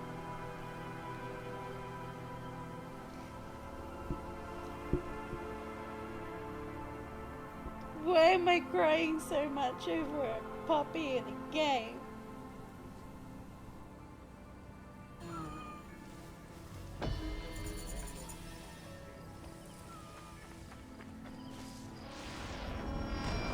Oh, it had me excited when I saw the gold.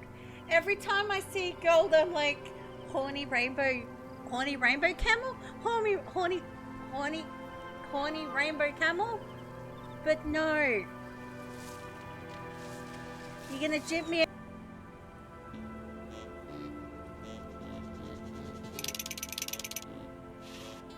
I can't. My therapist and I have an agreement.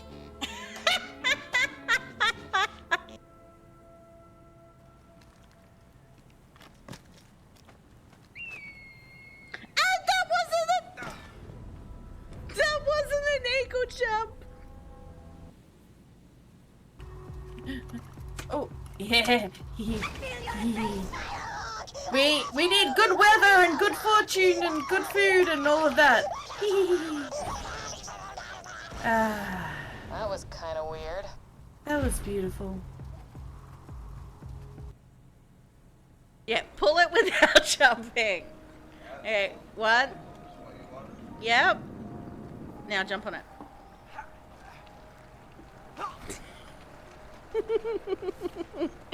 Like that, but without the splush.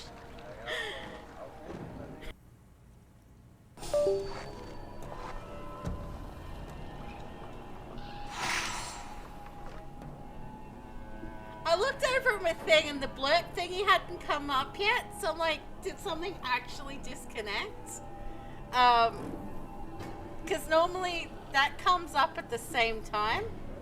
So I'm like, okay, did something actually disconnect? Go down there, pop some cigarettes in our damn mouth, and throw out our pole out there on the damn boat and kick some damn gators out there. All I got from that was throw out a pole and catch some gators. I think I'm good. Yeah, we catch some damn gators when you with me. I trust you. They told me there's no gators around here, but I'm sure there's some damn gators out there. All right, well, you enjoy yourself, sir. Don't drink too hard. Nah, sir, I'm trying to tell you, take out the belt. I'll show you, sir. We'll pop some cigarettes in our mouth and we'll get to it. Copy, go for 6726. Sorry, sir, hold on. Copy that. Show me responding to the last 212 in progress. Alright, sorry, man. I gotta take off. Ah, damn it, sir. I just want to go catch some damn gators.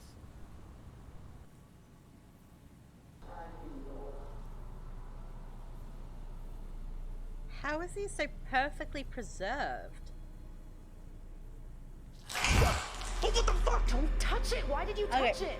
Maybe he's not so perfectly preserved. Okay.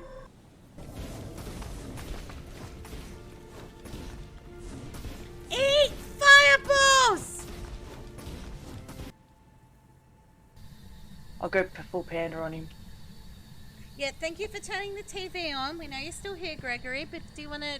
Alright, Gregory, listen here, you dumb fuck. You! Stop talking to me like shit!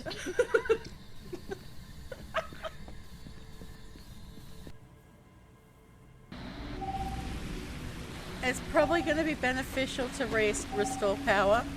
So let's try and do that without having to...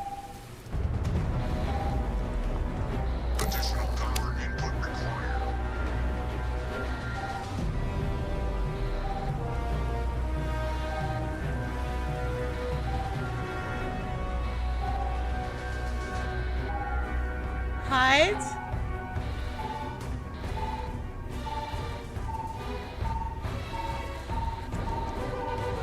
I'm not here! Fuck!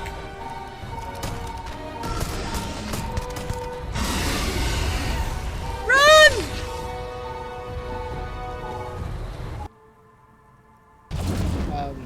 Yeah.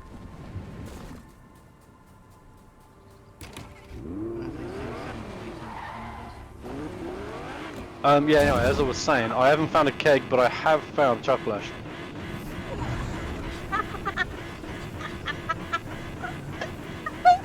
Oh shit! Oh, well, I'm here.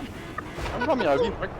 I can't believe that. Get out, get out, get out, get out, get out, get out, get out, get out. Basically, we're just gonna have to try and get what we can. That was a main noise. Virginia, Auntie.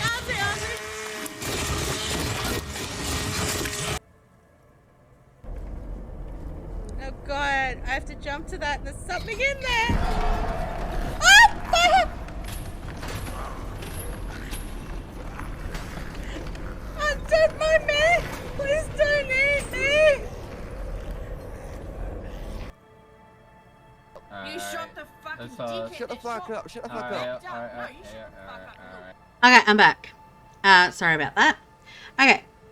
What did the revolutionaries do with those advanced tape computers? They used them for military communications, but also to write and send out press releases. The most notorious example being Le Decret de Mars. What was that? What's the Mars Decree? I mean the radio transmission sent out to news agencies and world governments by the newly created Commune of Revachol on the 7th of March in the year 02. A short-lived legislative foundation for a short-lived utopia. It's a beautiful piece of text, actually. A singer-songwriter I know, Charette, called it a love poem to Revachol on her political concept album, Bon Baiser d'Insolente. You should read it. Every local library in Revachol stocks a copy of the decree. I tried to get Mikhail to memorize it. Tried to. Someone was much too interested in worms to be paying any attention.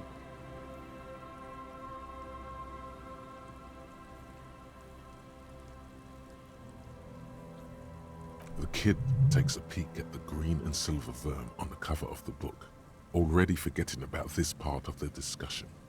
How did those tape computers work? Did they work like radio computers? Actually, no one knows. No one even knows what a computer made entirely of tape would look like. But word has it, they were very elegant, exquisite, alien-looking turn-of-the-century hardware.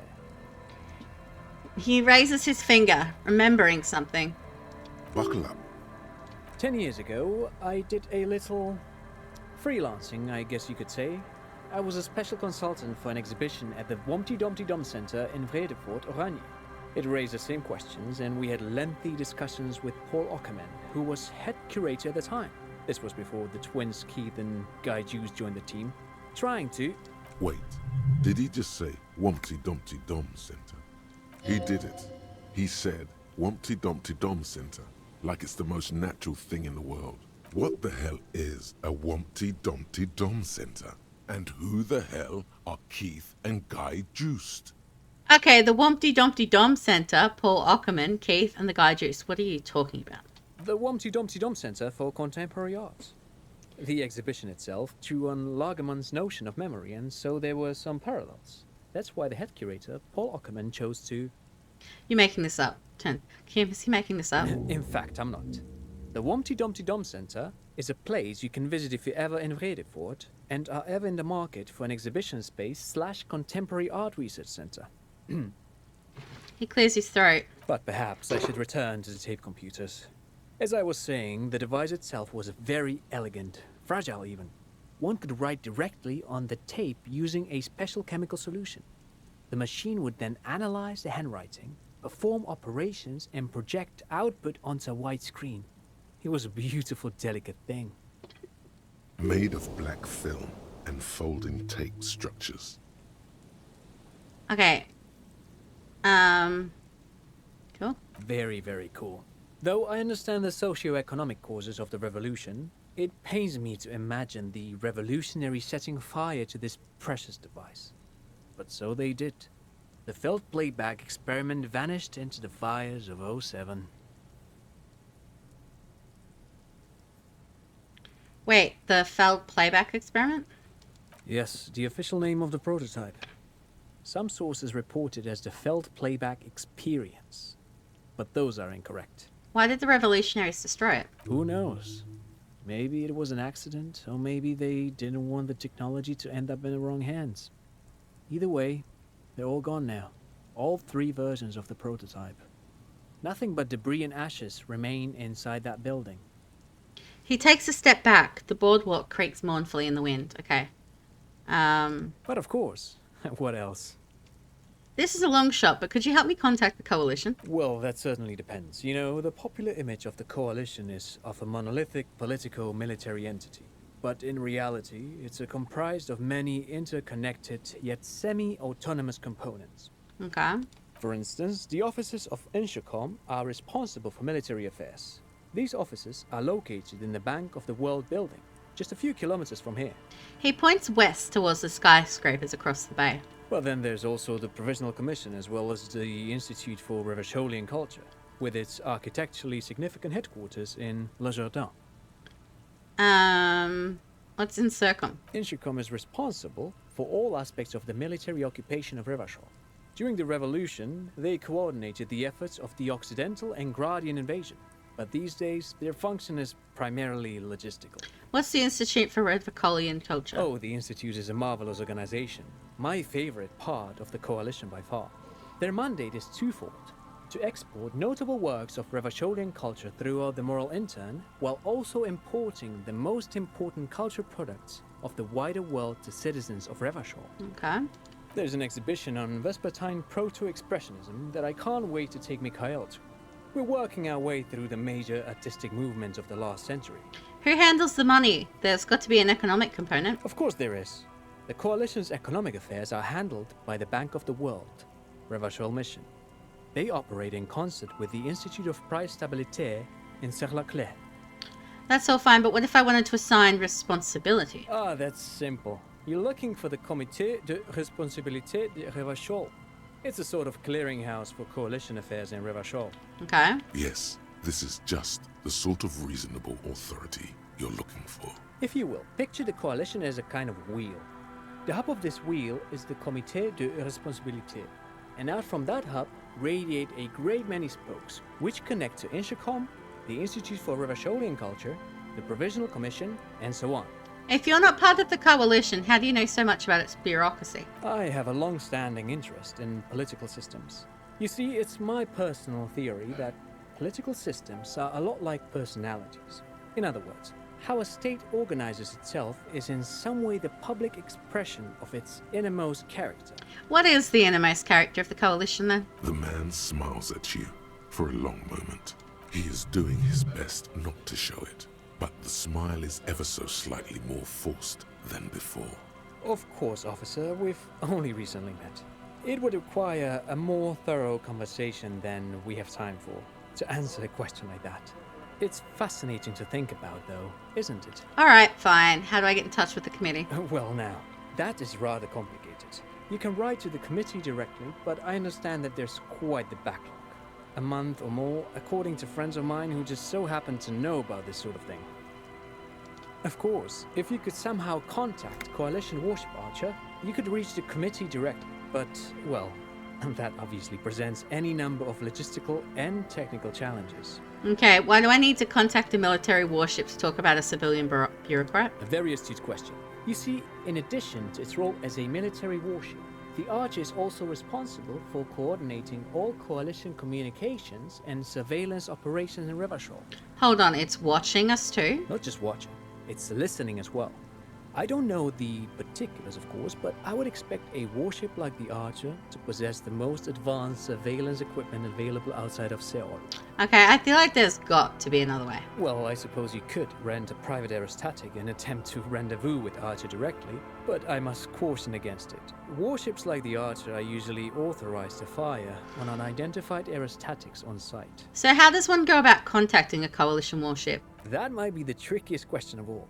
From a technical standpoint, it shouldn't be all that difficult. You simply require a radio transmitter capable of broadcasting on Coalition frequencies. Okay. The problem is that those sorts of radio transmitters are tightly controlled by the Coalition. Even the RCM doesn't typically have access to them outside of special joint operations. He's correct. It makes coordinating operations with the Coalition exceedingly difficult, from our perspective. What am I supposed to do then? All that said, someone with a powerful radio and a certain level of technical skill might be able to circuit bend their way onto the Coalition frequencies. It's only too bad the old Feld engineers are no longer available. This sort of thing would have been right in their wheelhouse. Okay. Ah, good. Now we are circuit bending into radio towers. Just what this side task was missing. In any event, it's a fascinating technical challenge. I'll be very interested to see how you tackle it. You look like someone with money. Do you have any money? I do have some money, yes, but that's not what's really important here. He brushes it off like it's not a thing at all. No, I mean, come on. You need the money. If it's not a thing, he can give you some. Could I have some of that unimportant money then? Oh no, I don't have it on me, officer. I was talking in more general terms. He looks uncomfortable, his left hand squeezing his son's shoulder. I'm just spending time with my kid here, showing him around the lesser-known parts of our hometown. It wouldn't be wise to carry huge amounts of cash on such expeditions. Not that he would have to worry about being robbed. He looks surprisingly buff. Does he work out? By the way, do you work out? I do some Lomantang stick fighting now and then. Lo Mantang stick fighting is a form of martial arts originating from the island of Lo Mantang. It uses slender wooden sticks for confronting the opponent. What? Prior with us. When you walk past the baguettes in the fucking supermarkets when you walk past. The baguettes? Baguettes. Yeah. Ah, is that what I sound like? Could you answer me a thing too? I've been watching you play this for a while. Are you the guy in the bottom fucking... I'm that one. You're him? Yes. Why did they make you not the prettiest person in the whole fucking thing? Because I'm a cop who is a alcoholic drug addict. I literally start the game naked in a hotel room that I trashed. Unable to remember who I am.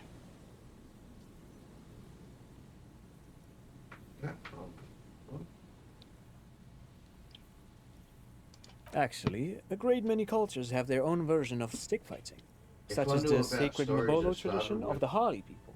The name deriving from the butterfruit tree traditionally used for crafting the long, slender sticks, whereas the sticks used in other cultures... What? I know about stories that start off with a cop being smashed out of space on drugs, waking up in a hotel room. It'll make two now. That one and filth. I want wait. You doze off as he paints you a comprehensive picture of the history of stick fighting among mankind, seasoning it with unexpected pop culture references. Man, he's good at speaking. People must love him. But anyway, I'm boring you with details again. You were saying? I don't really remember what I was saying. Then I guess everything got said, right? The drizzle. It never seems to stop, does it? Great, thank you for the interesting information. Thanks to you for having me and little Mikael here to pick your brain. A very interesting conversation indeed. Pick your brain? If anything, this was rather one-sided. He did the talking. Whatever. Okay.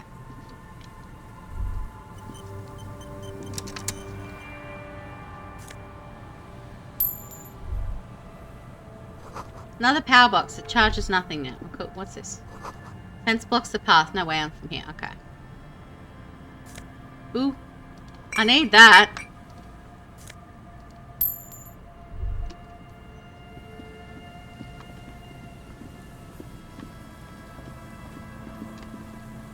The remaining windows rattle from a strong gust of wind. They're covered in a thick layer of grime. They must have been like this for 40 years. Dripping water falls from a high place. All you can see is the shadow of a collapsing staircase. There's rust and corrosion on the bars.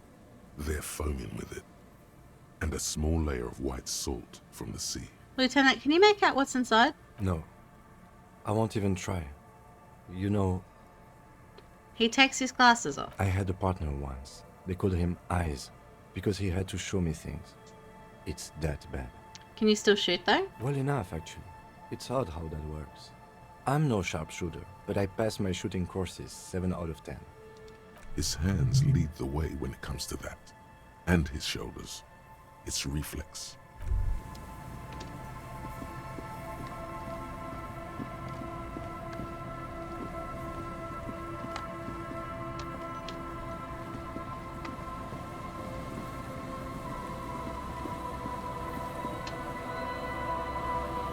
Someone has left an unidentifiable article of clothing on this railing. It smells really bad. The cloth, if you can still call it that, makes a soft crunching sound as you thrust your finger into it.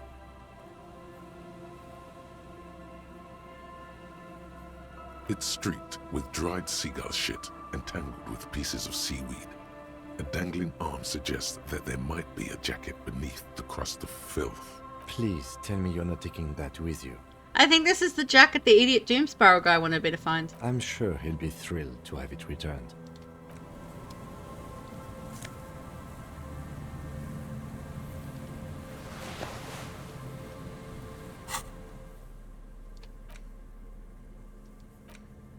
As you hold it in your hands, it makes an uncomfortable crunching sound. Man, how did this jacket get so disgusting? It's a sordid, filthy tale, not for the weak. Are you sure you can stomach it? Yes. Some secrets are better left uncovered. Don't even try. It occurs to you that you're not even holding the jacket itself, but rather the thick crust of jetsam and seagull shit that ensconces it. It smells like a dead sea creature, tangled in grey strands of seaweed. It must have spent quite some time in the water before the tide deposited it ashore. Okay, but what's the crust made of?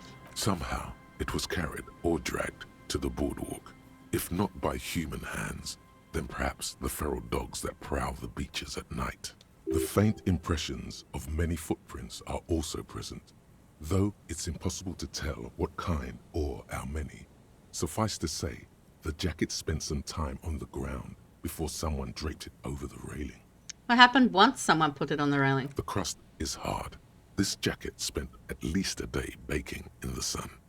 Who knows what happened to it then? I'm just going to pretend I didn't think about any of this. It's too late. You've already thought about it, and now your hands are covered in muck. Maybe if I wipe my hands on my pants? What? No. Then it'll just be on your pants. This is a disaster. You'll never get the smell out.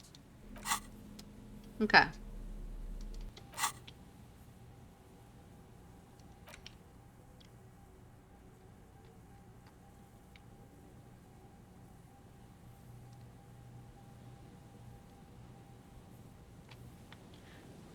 I don't know, but this seems like that could be...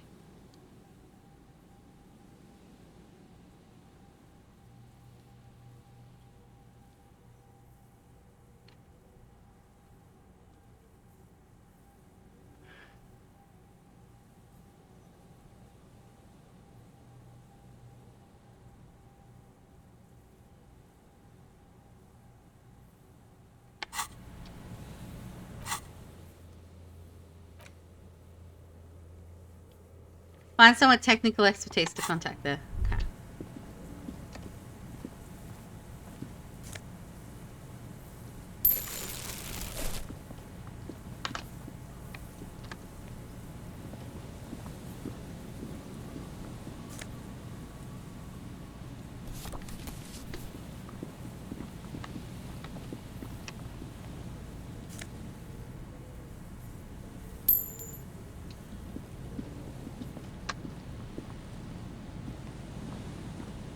What do we got here? Big wine canister. It's open and empty. The smell. It's awful and familiar. Isn't it just the rotting fish? Don't be naive. I know. Don't you recognize it? That hideous pungency. That faintly cloying sweetness. Only death smells like that. Something cold wakes in the pit of your stomach. Heads up, Lieutenant. Fear. Something's not right here. The lieutenant has already brought a handkerchief to his nose.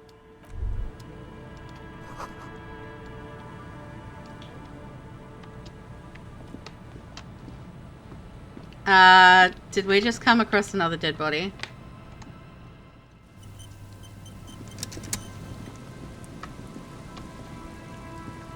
There's some tear, an empty cigarette package, and a crumpled kebab wrapper in the trash bin.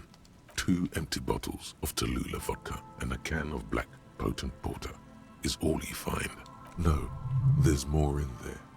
Livis strawberry liquor, plus some Pilsner bottles too. Better not pick them up. They seem unhygienic. A tragedy. The lieutenant looks in the can, eyes watering from the smell. Whoever tossed it here was a heavy smoker. The brand name reads Red Astra. Red Astra is the black market version of Astra cigarettes, known for their high tar content. You see traces of mayonnaise and ketchup on it, as well as a tomato wedge. The wrapper reads Shish Kebab Revachol. It's no older than a day or two. No mold yet. It's hard to concentrate in the smell. The sea air brings some relief.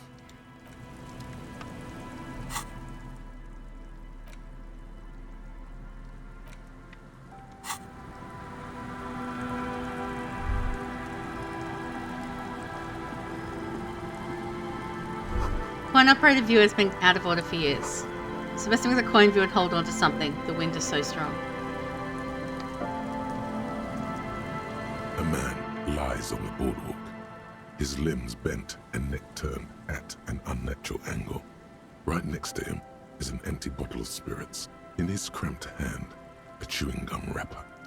Half of his body has slipped between the cracked boardwalk, starting with the right leg.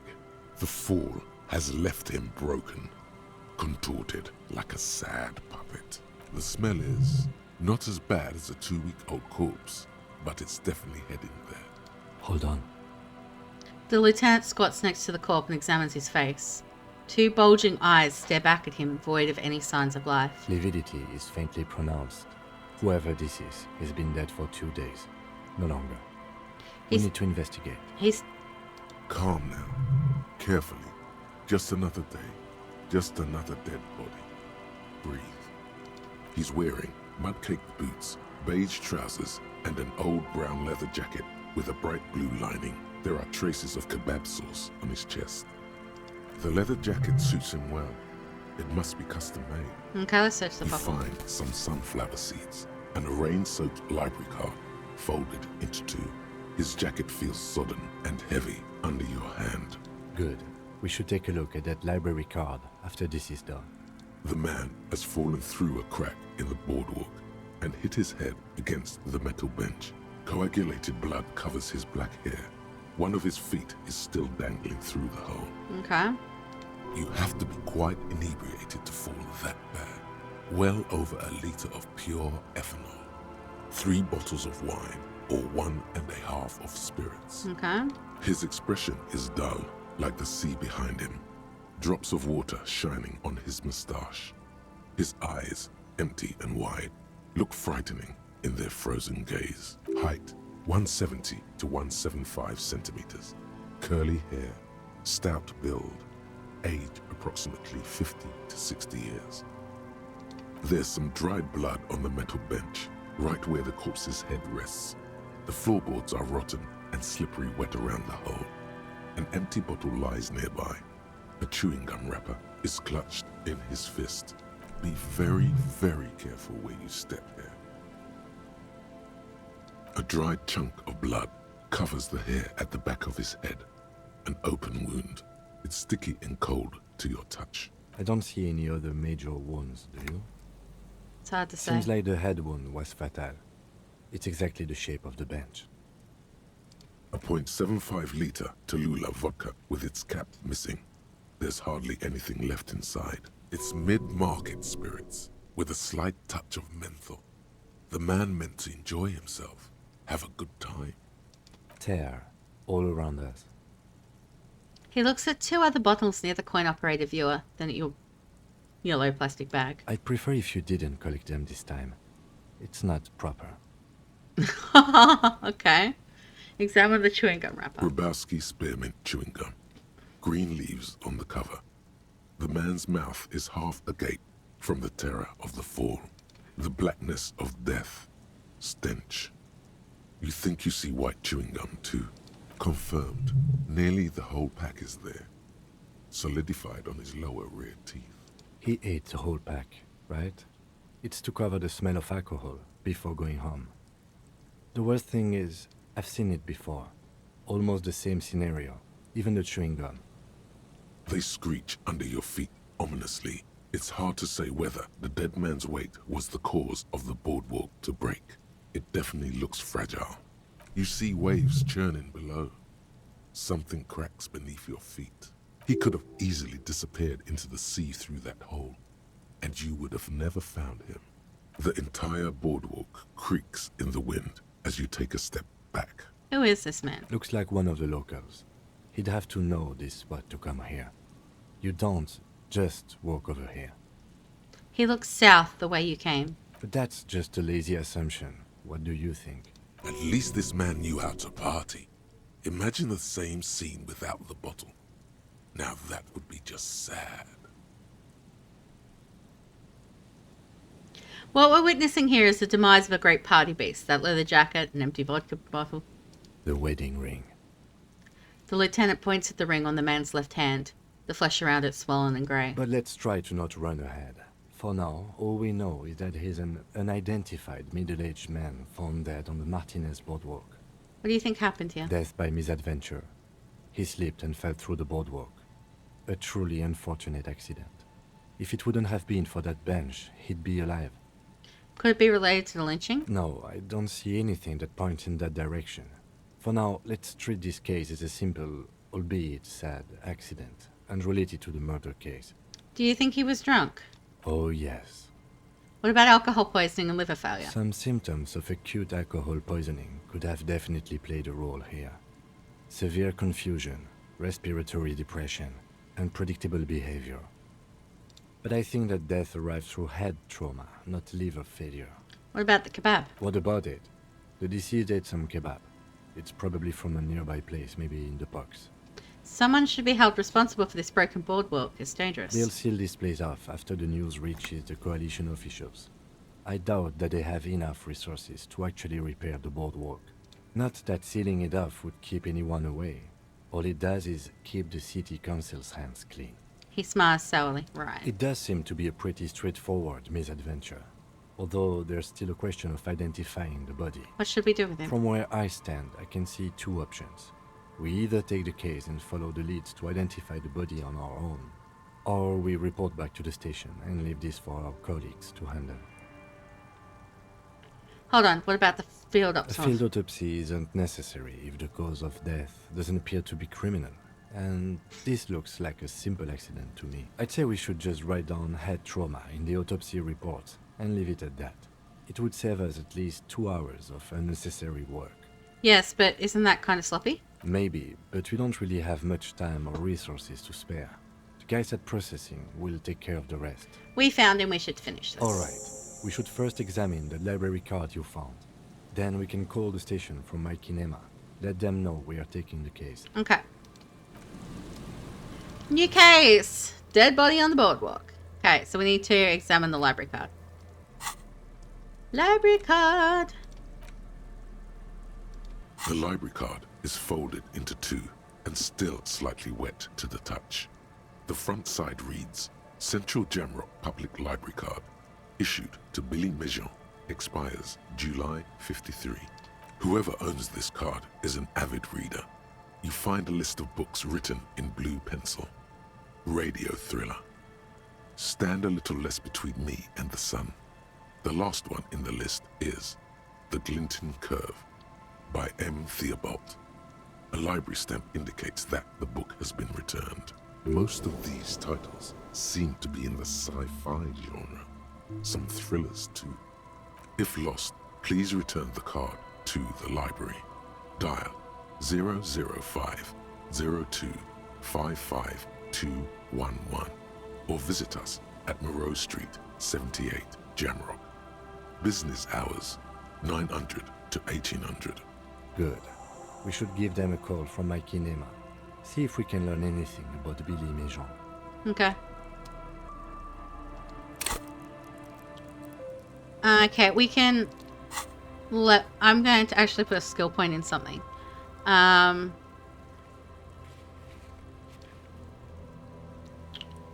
What have we got the most in? Okay, physical instrument we've got quite a few for.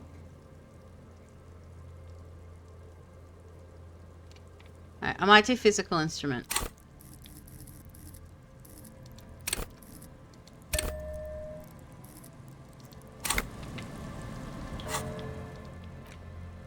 So I can do the ice cream maker again. We can try the mirror again for some reason. Something about the trash container.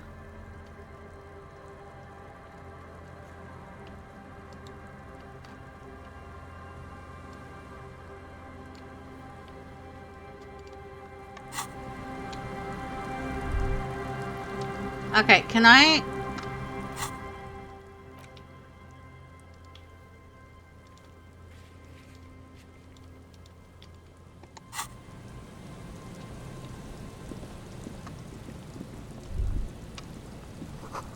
Moonshine probably tastes like tasty...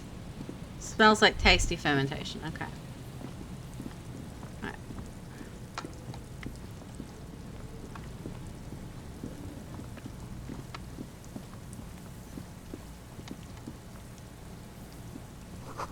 Corner person waiting machine. Hasn't been used for a day. Vagrants have recently painted the tarp red.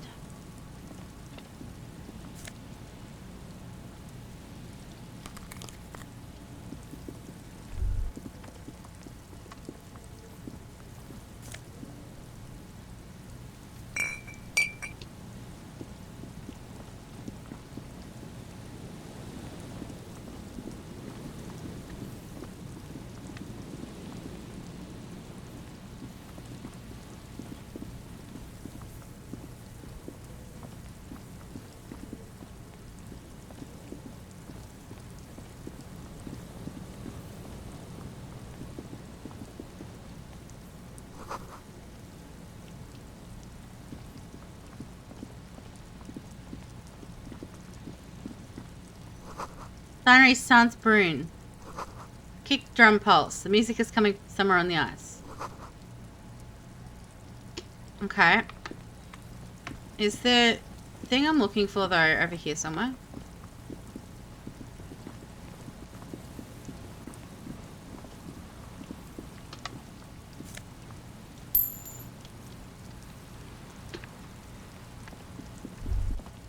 Oh, there's a bunker.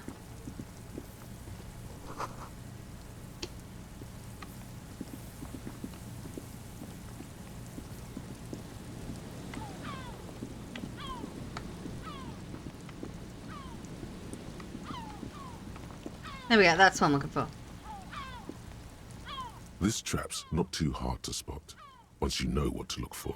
Keeping it hidden has not been a priority for the cryptozoologist. The reeds shake sadly in the coastal breeze, weighed down by rain. They seem to be waiting for something. The wind picks up here, near the Cape's end, surrounding the narrow strip of land from 3 cardinal directions. It's cold for this time of year. Nothing but locusts in this trap as well. Definitely no cryptozoological monstrosity. Empty as all of them. One more of these and we are done. Bummer it wasn't in I'm here. just glad we haven't found some poor cat trapped in one of these. I kind of glad of that too. I will come back up here. Sugar robots cleaned away under a rock.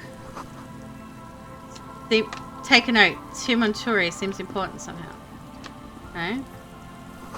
Someone's made a campfire here.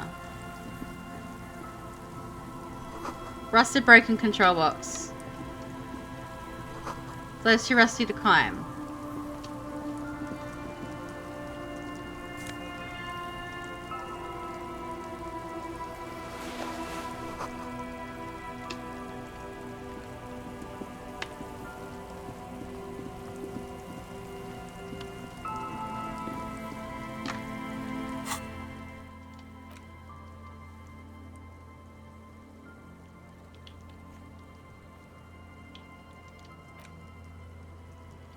Okay, so we just need to find,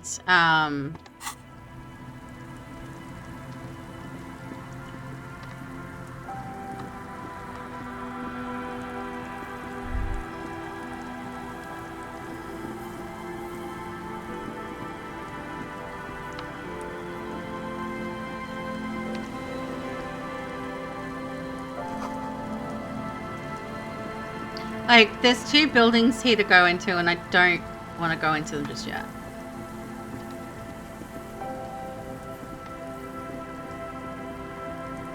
Like, we will, but I'm gonna put them off for now.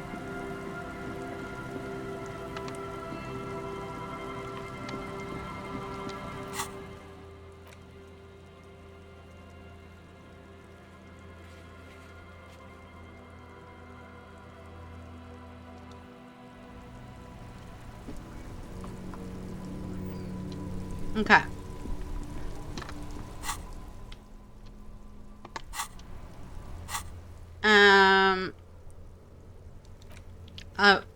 I will do that shortly because I'm gonna head back in there and try some things with like the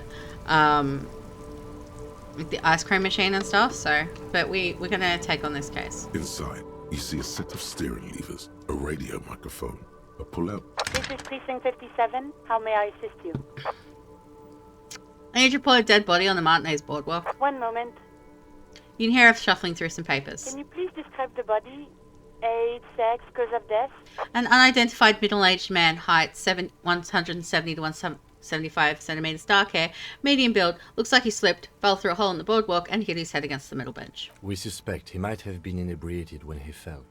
There were bottles all around him, and traces of vomit on his shirt. Any signs of violence? Someone might have pushed him. Did you perform a field autopsy? No, it's still a theory. It looked like an accident to me, Alice. But that's for the guys in processing to confirm. You can hear her quickly typing in the background. What about his belongings? Did you examine his clothes?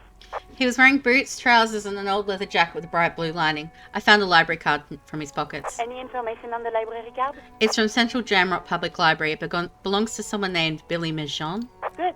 You have a lead. Do you and Lieutenant Kitsuragi want to take the case, or should I assign it to someone else? We're taking the case. I have assigned the case to Lieutenant Kim Kitsuragi. Please follow up on this library lead to identify the man. We'll send someone to take the body to the morgue. That's all for now. Thank you for reporting in. Is there anything else I can do for you? Can you connect me to the Jamrock Public Library? Hold on, officer.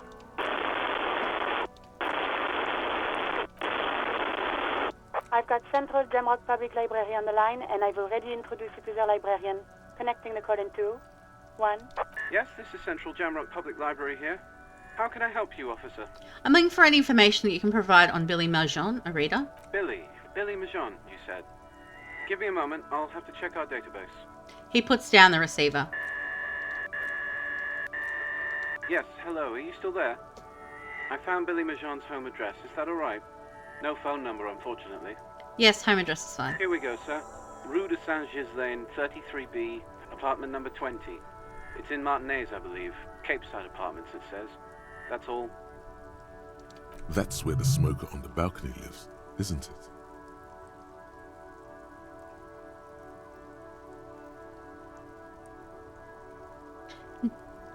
No, the smoker lives in apartment 28, but it's, those apartments. Do you have any other information on him? It says here that they returned their last book just a few days ago, but I wasn't at work that day. Do you know someone who was? Marie? Marie? Do you remember a reader named Billy Michon? They returned a Tybalt book the other day. You hear someone answer from afar. Maurice, what? A woman yells. Then, yes. Okay, if it was the police. She starts explaining something. Yes, it was my colleague Marie. She said that it was Billy's husband who returned the book. He also asked for this new sci-fi release, Lowe's Radio City 87, but we don't have it yet. So Billy Majon is a woman, not a man. How did your colleague know that it was her husband? Marie knows Billy. She's been working here longer than me. Sometimes her husband returns some books for her. Do you know the husband's name? Sorry, no. Marie only knows him by sight.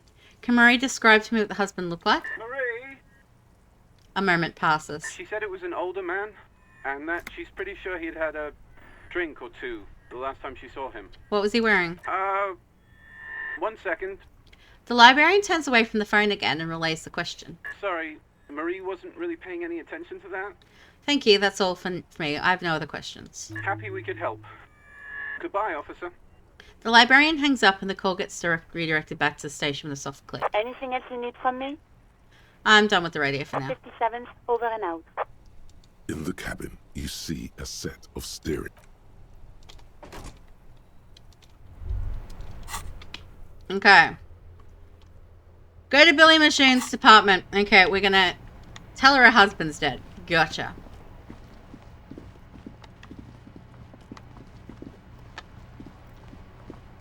So, apartment number 20.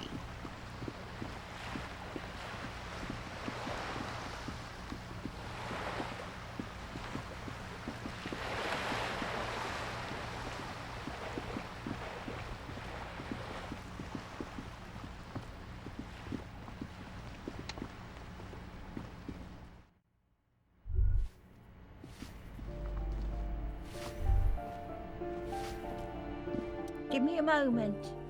I'm looking for Billy Majon. Do you know where she lives? It's about Victor, isn't it?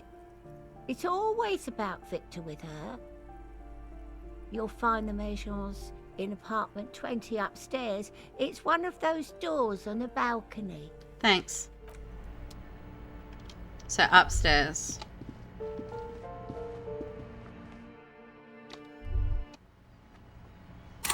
Oh.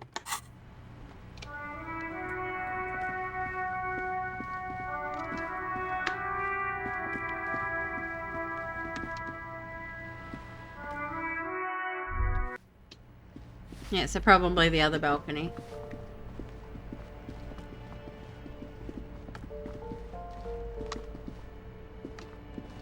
That isn't just a five-pointed star. It's an inverted white pentagram cradled in a wreath of antlers, the iconography of communism.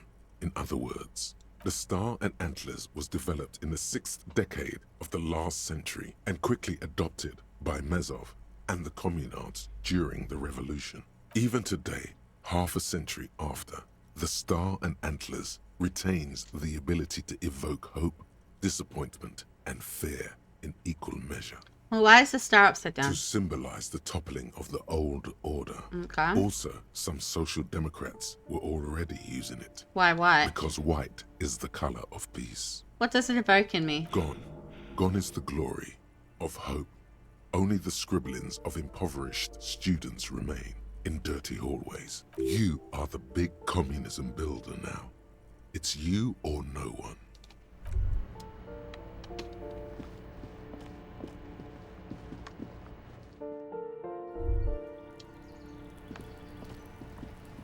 Okay.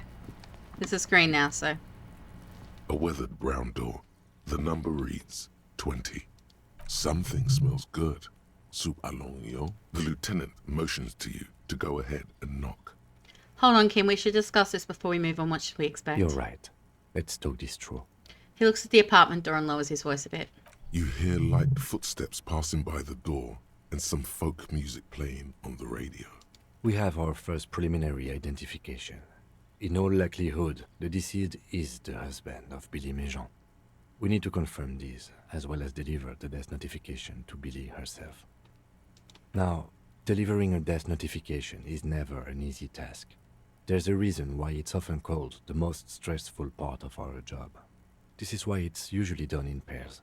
You got this. I'll be monitoring reactions, ready to act if necessary. Do you have any advice on how to tell her he's... Dead? Just don't say that you know how they feel. You don't. What if I don't want to do this? Yes, it's hard. But there is no easy way to handle this information. It just has to happen, as soon as possible. Alright, I think I'm ready. The lieutenant motions towards the door. Hello? Who is it? A voice calls out from the other side of the door. And someone turns down the radio. He gives you a short, encouraging nod. Is this Billy Majon's home? This is the police. Please open the door. The police? A moment, please give us a moment. You hear shuffling inside. Tidying up, nervously. Come in, the door is open.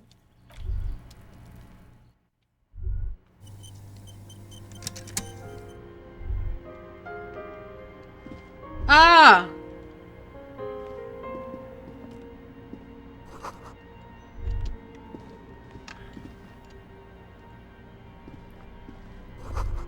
Empty pack of Red Astra cigarettes.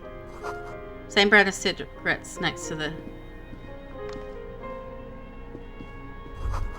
Leftovers kept warm on the stovetop. Smells like buckwheat and onions. Packets of humanitarian. Just having a look around. Couple of old newspaper clippings. Yeah, you're the lady that told me about the,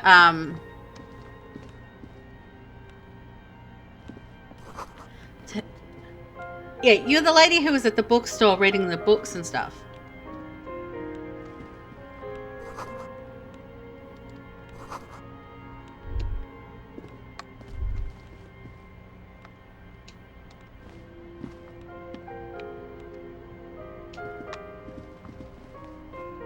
It's you from the book stand. Did you come to bring my cockatoo back? She smiles nervously before the smile vanishes from her face. I don't think I introduced myself properly. I'm Billy. Would you like something to drink? She looks around the kitchen. Tea? Lemonade? We're out of coffee. The lieutenant has taken off his foggy glasses and is busy cleaning them in his handkerchief for now. You're on your own here. Condensation from stepping inside. Thanks, but I'm alright. Is this about Victor, my husband? Is he in some kind of trouble again? I can come pick him up in the station if that's what. She stops, her eyes trying to read answers from your face. No, this is something much worse. Is he in a hospital? How bad is it? How about some small talk before you break the news?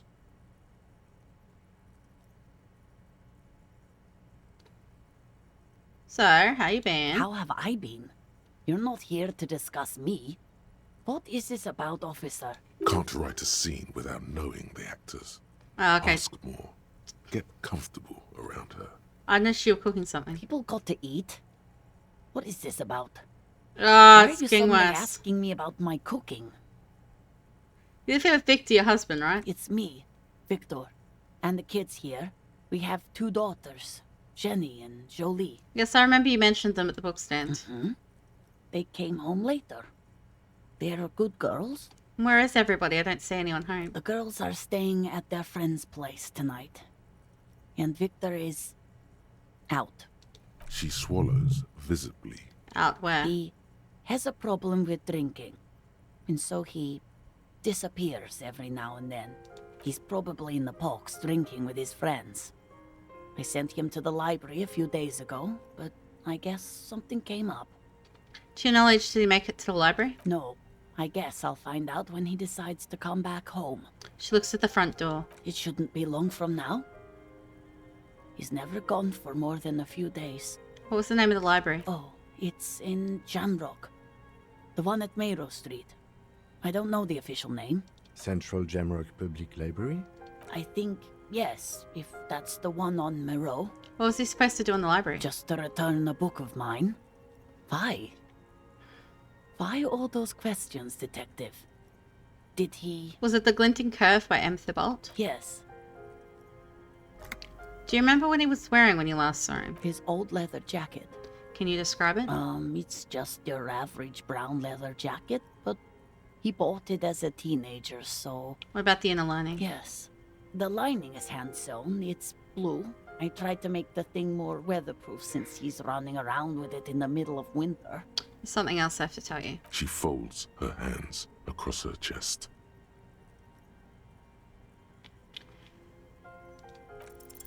You've done this before. Just keep your focus.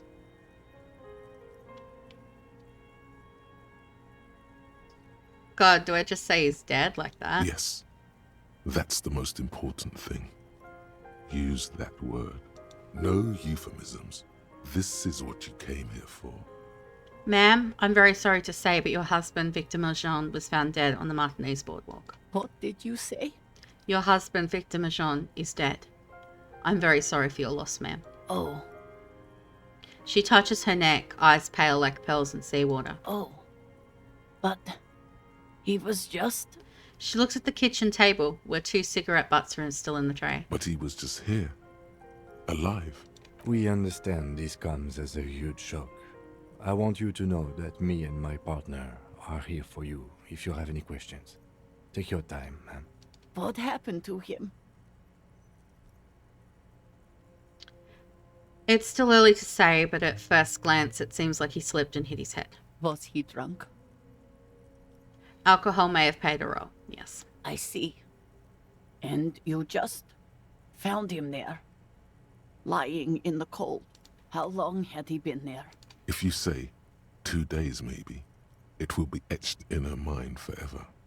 It's hard to say at this point. She blinks, eyes welling up with tears, as her hand starts searching for something from the pockets of her dress. Here. The lieutenant takes out his handkerchief and offers it to the woman. She nods and slowly wipes away her tears. Is there anyone we could call for you? A friend, family member, someone who could be here for you? No. I just need to tell my girls. The air gets sucked out of her lungs suddenly. God. Should I call them? Should I tell them to come home? No. A day.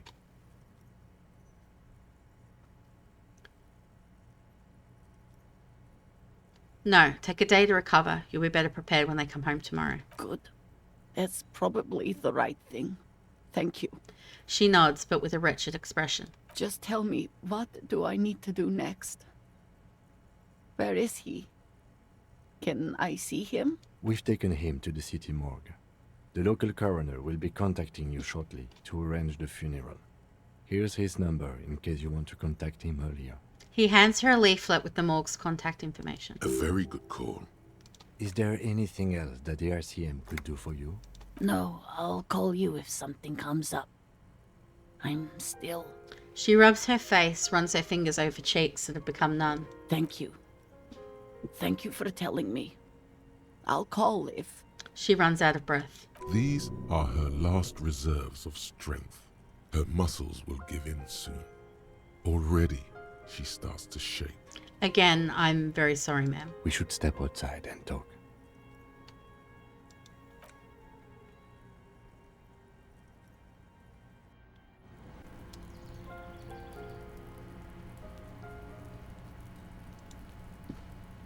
You did well. I could have done more. You did enough. He pauses, rubbing his hands together to generate some heat. Can save the whole world, you know. Can't bring the dead back. What now? I'll call the station when we're finished with the day, and let them know the name of the deceased. What about Billy and her kids? They'll manage. That's it? They'll manage. That's it. We should get back to our case now that our duty here is done. Right, this is close then. Let's go. Okay.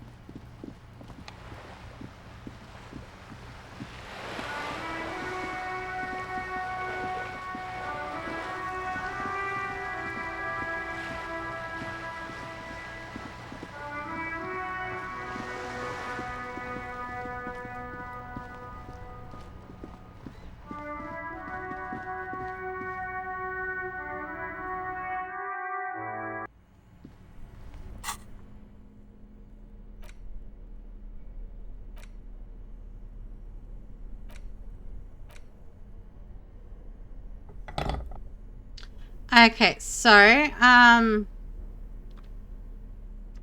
what kind of check was it? Because I might have clothes. Okay, physical instrument. What do I got in the that can boost that?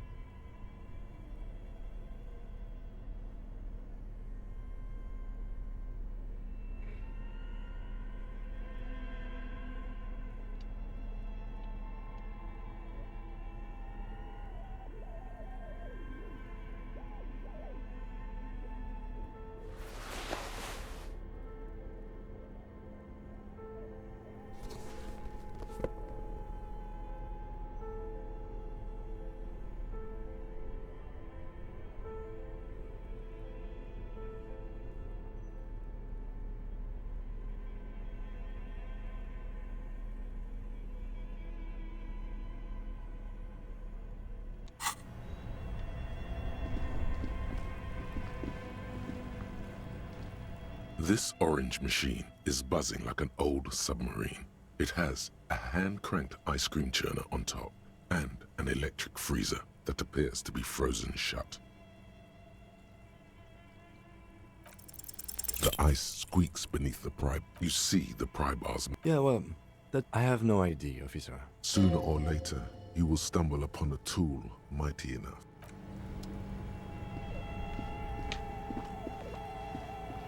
Okay.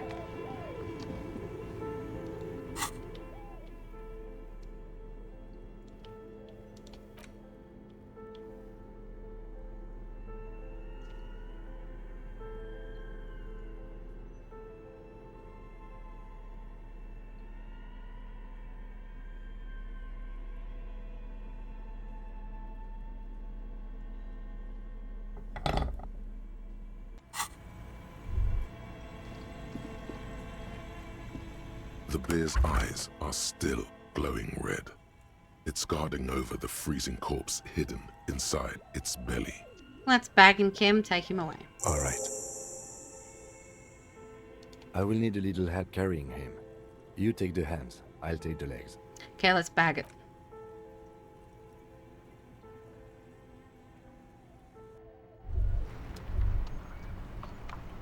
Okay, it's just us.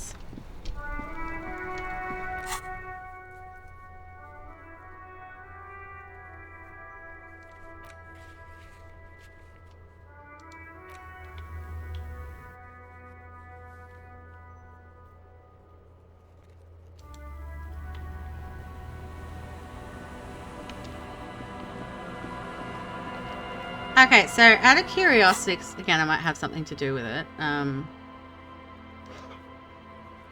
Suggestion, okay. What do we got? Might boost it.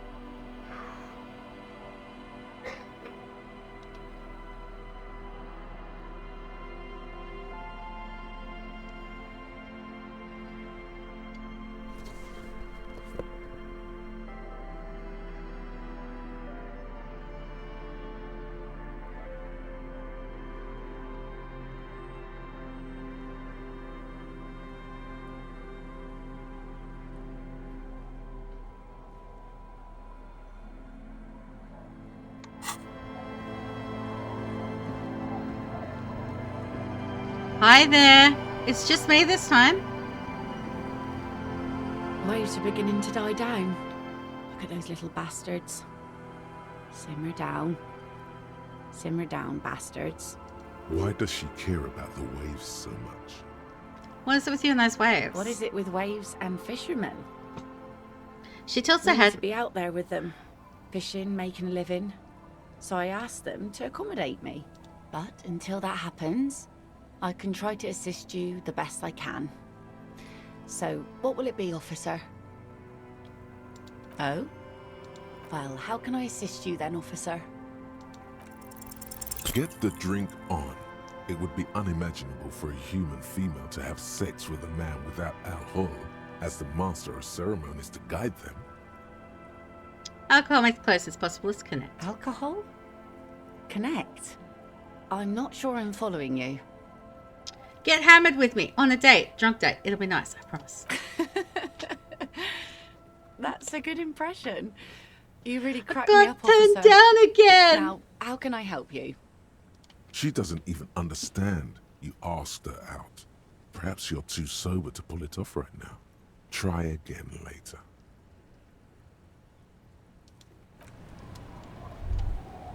Do I need to... Okay, what...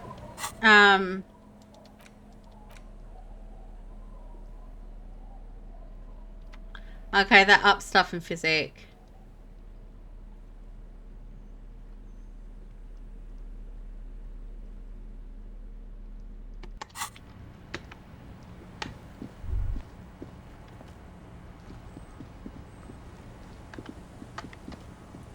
Okay, I know there was a bench around somewhere.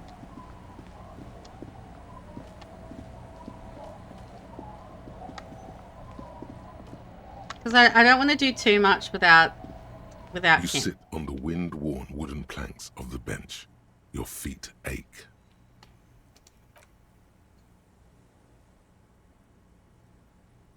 You finally stop picking your nose.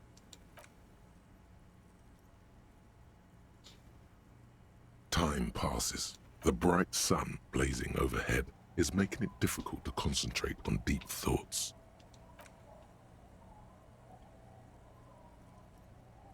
Time passes. The bright sun blazing overhead is making it difficult to concentrate on deep thoughts.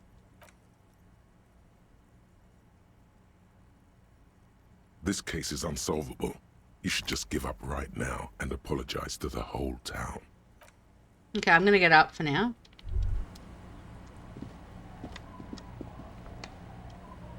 Ah! That's right, I found his jacket, so I might go tell him I found his jacket.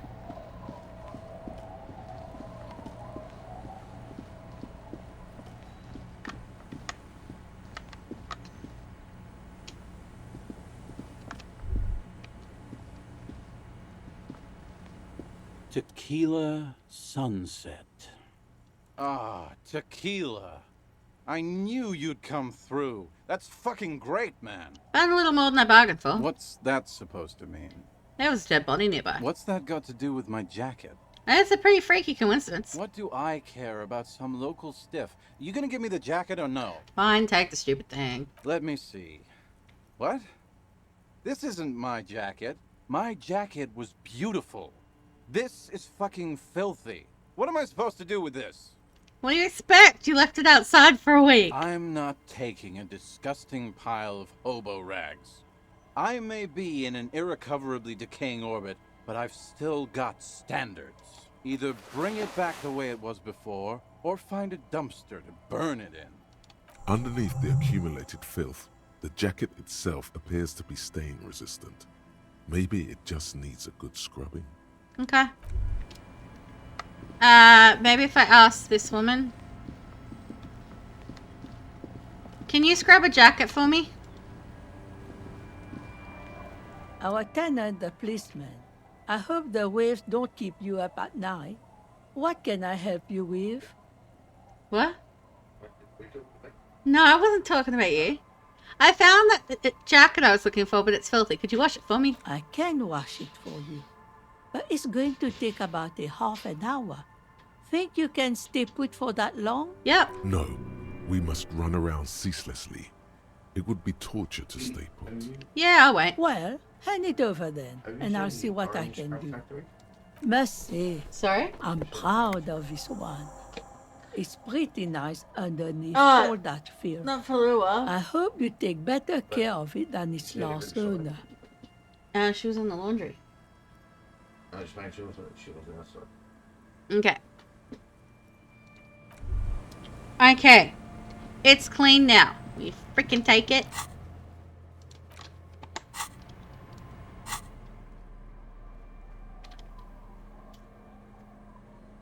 Oh, that gives me extra to pain threshold and Half-Life. Is that a shopkeeper? A what? Is that a shopkeeper? No, that's all of my items and stuff. Oh, I was just wondering what you had.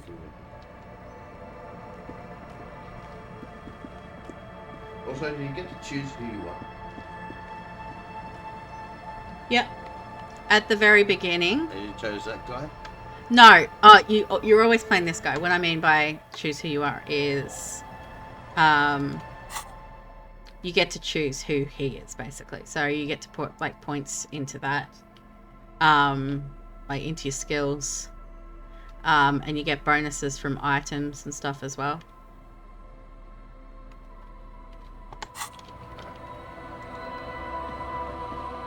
Tequila Sunset. My jacket? Yeah, the one you had me clean the seagull shit off. A look of consternation crosses the man's face. He looks at you, then at his bottle, then back at you. What the fuck are you talking about, Tequila? What the fuck are you talking about? Rosemary, what the fuck is Tequila talking about? Aye, that's the jacket you stole 2 weeks ago. From the kid who was making it with his gal on the beach. That's disgusting. I've never done anything like that in my life. You're both delusional. Found. That's medium concept stuff. It becomes abundantly clear to you how this man managed to lose his keys, business, friends, and girlfriend. I'm calling it. It's neurological. Oh, we all lost. I'm keeping the jacket for myself That then. shit is so medium concept, I wouldn't touch it with a stick. But yeah, okay. I'm sure it looks great on you. Be seeing you. Cause that's a good jacket. Like extra pain source and extra half-life. Like I'm gonna wear this jacket. I think I had something that I needed half-life for too.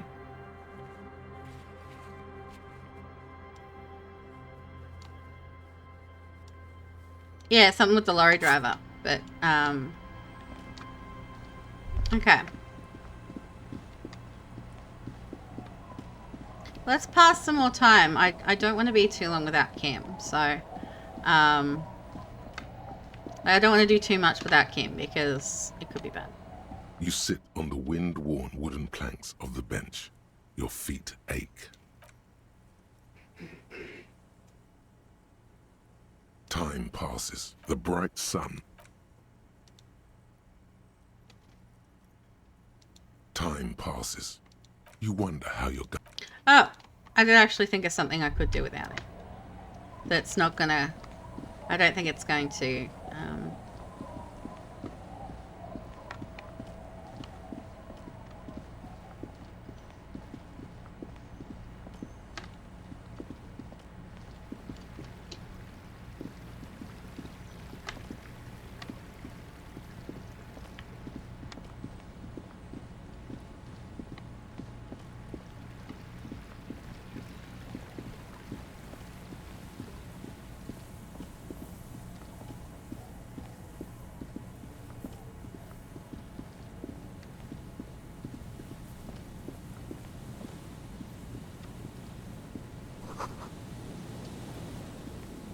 Okay, that's...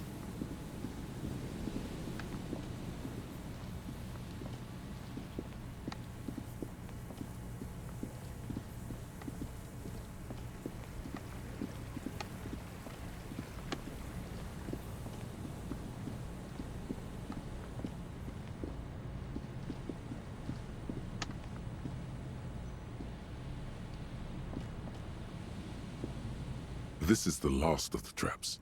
The one Morel just set. Checking it over, he said, is just a technicality. The reeds hiss and shake in the darkness. That has settled over the abandoned camp. It's good the cryptozoologists left. This isn't a very cozy place to stay night after night. The later it gets, the colder. Remnants of the camp can still be seen in the sand. The fire that's gone out. You feel strange, somehow. The trap feels light and silent as you pick it up. Something is different here. No locust. No phasmid either, but still. It's empty! Morale didn't leave it empty. Your voice echoes on the coast, carried by a gust of cold wind. Nothing. No traces of the locusts or the Insulindian phasmid. What happened? The netting is a little untidy. Messier than the others. Like someone or something picked the trap up and shook it before dropping it back down on the ground. The reeds continue to hiss around you as you put the empty trap back on the ground. Time to consult the professionals, Morel and Lena. Alright, so I think I can,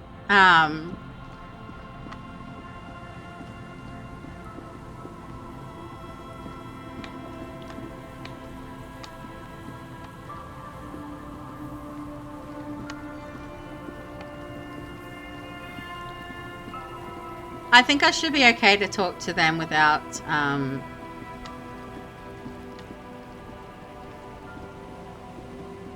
without Kim.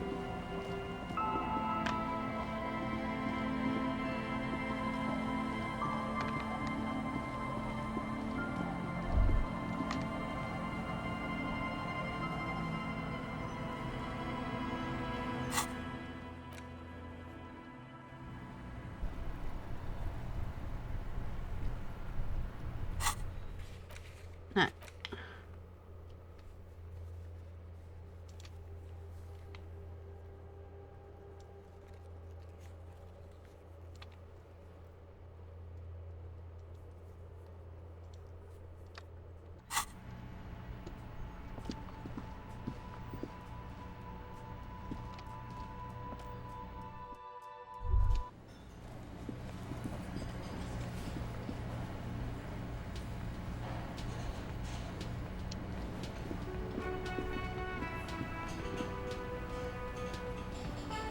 You're new.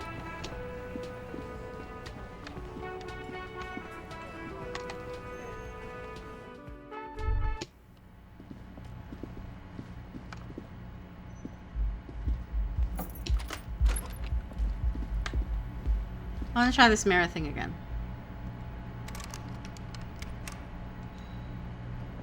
A mirror hangs on the bathroom wall. It's barely covered in steam anymore. You see yourself, the expression, fixed to your clean-shaven face.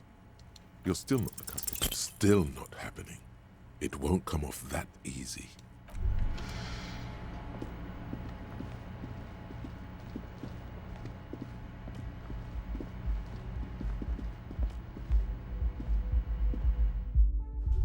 Okay.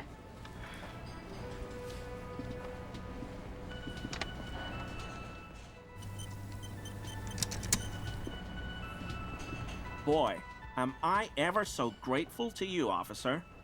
But I'm not the only one. Okay.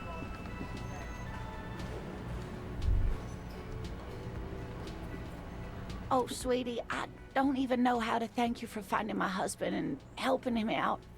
I hope we haven't been too much trouble for you.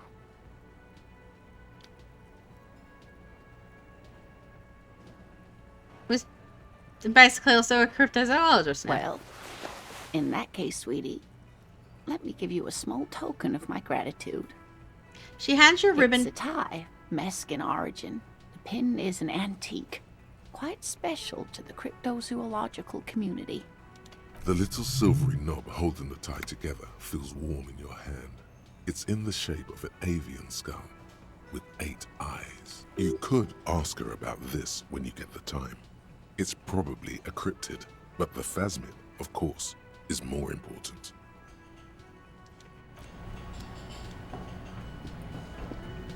I couldn't possibly shower thanks on you as enthusiastically as my wife has, but I am grateful for your assistance, officer. He tries to play it cool, remain professorial, but inside, this man is itching for some news on those traps. So I checked all the traps. Good. Okay. And one of them was empty. Completely empty? Yes, there was nothing in the trap. No locusts, no phasmid. No locusts? No phasmid either? That's not ideal, but The empty trap was the one at your campsite. Maybe this factors into it somehow? I definitely left that one stocked. Right from the campsite? Just means the Insulindian phasmid is even more clever than we thought.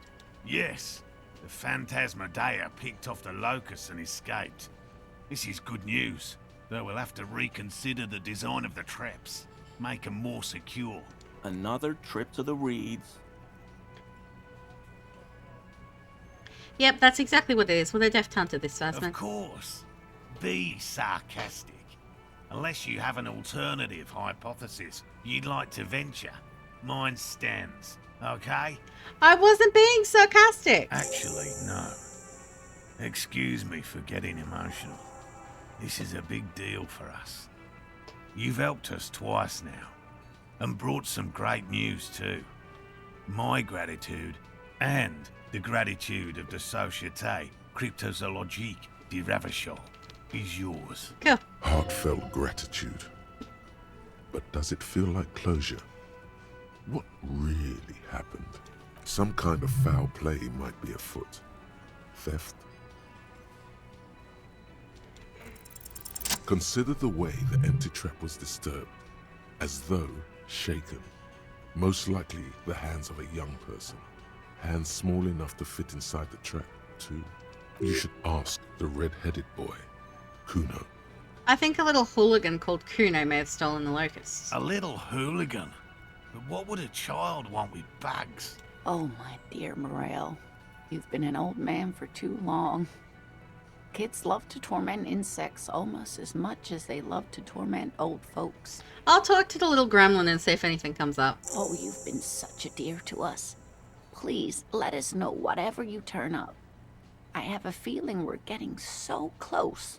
Well, I see you've got all the help you need. I'll see you tonight at my place. Let's play suzerainty, but no more field trips for me. He hasn't been particularly forthcoming before. He may well still be hiding something. After he's left, it's too late. Really, Gary? We're getting somewhere here. I'd love to play suzerainty, but... Lena, I'm sorry, but you're not getting anywhere. It was some kids. I know the little mutants around here. Leave anything out in the open and they'll steal it, even if it's bugs. He looks at his tea. Morel, it's been fun, really, but I need a bath and I have deliveries to handle. When this tea is done, I gotta run. No need to apologize, Geary. You'd be more than helpful. We'll have to take a rain check on that game of suzerainty today, though. We're gonna follow this through. You noticed anything off about your friend Gary? No. No, of course not. Why? Are you sure? Well, he's been a little unenthusiastic about the trip. More so than usual.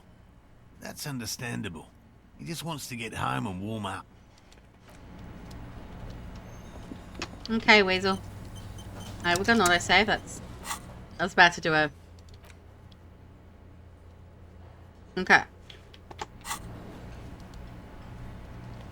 Always a pleasure to see an officer of the law. Okay, composure.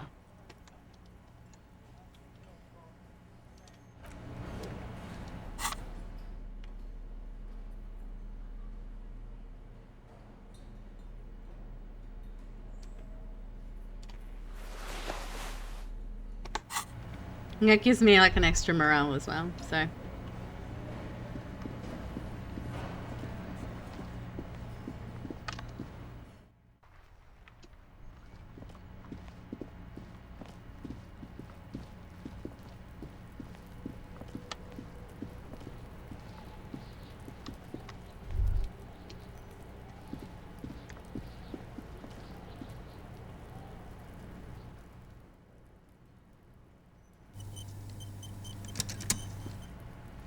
Cuno.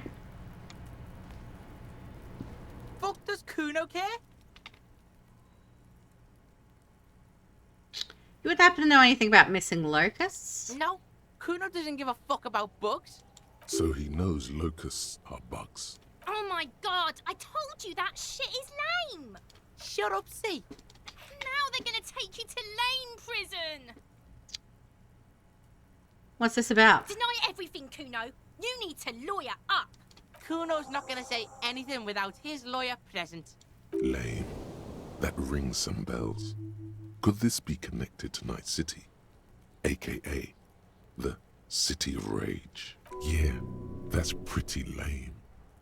Sounds like art. Cuno, is this about Rage City? Oh god, Cuno, no! It's gonna happen now. They're Stop it, see? No one's gonna make anyone lame. Cuno's got this under control. There's definitely something going on here. You should check out Cuno's shack, the one with the pig's head.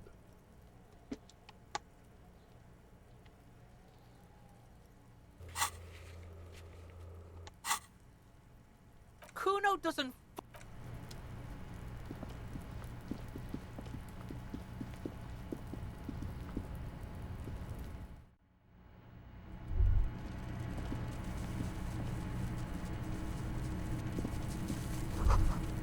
Crawling with locusts in here. All around you, the hisses and chirps of locusts fill the musky air. The earthen floor of the shack has been shaped into mounds of mud, dotted with little holes for windows.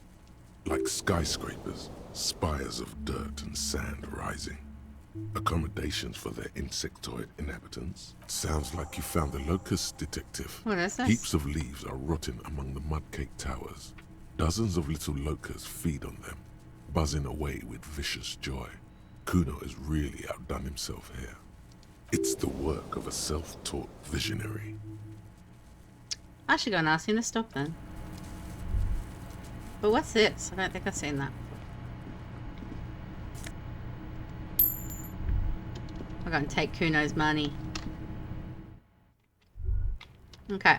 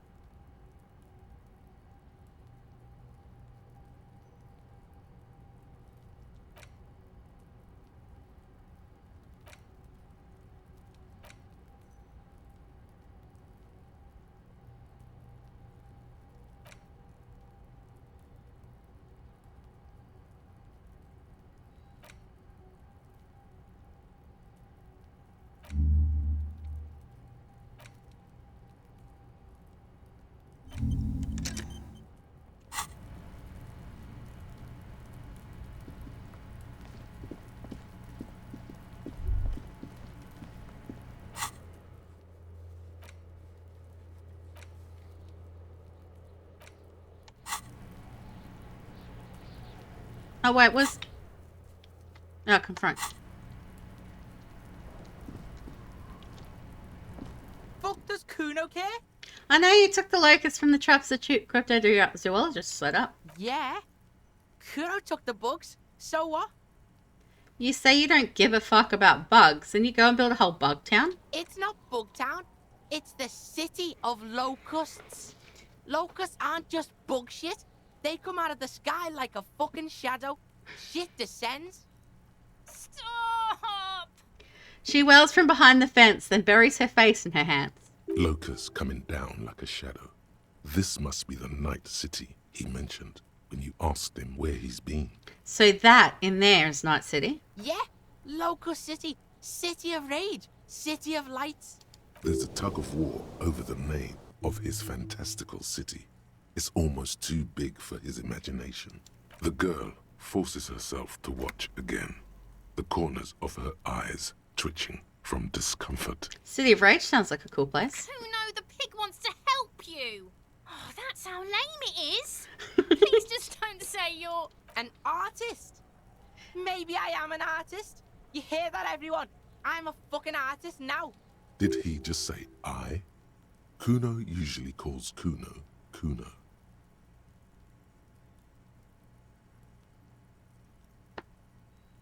Hold on, did I hear you right? You said I?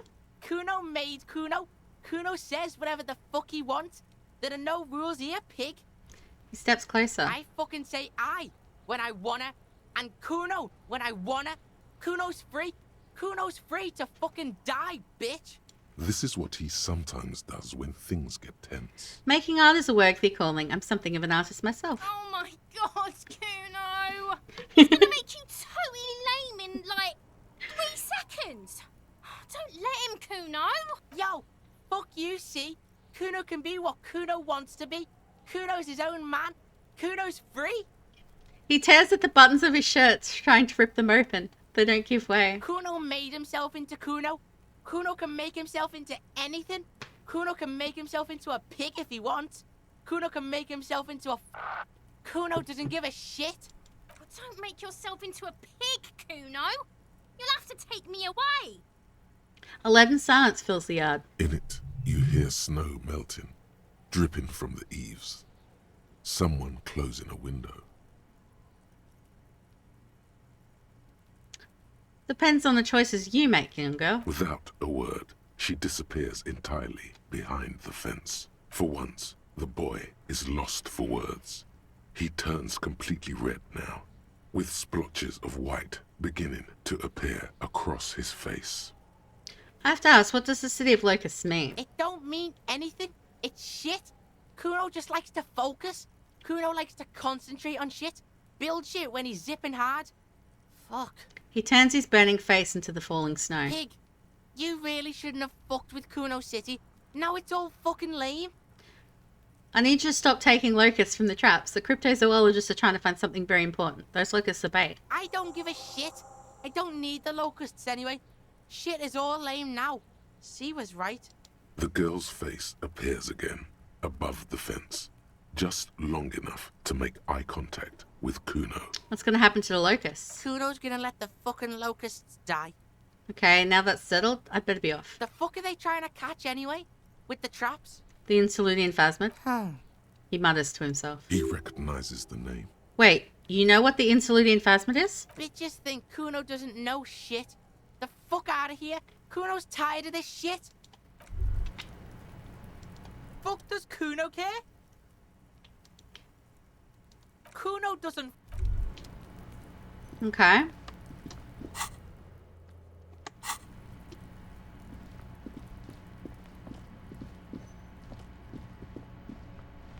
Kim would be proud. I solved the case all on my own while he was gone.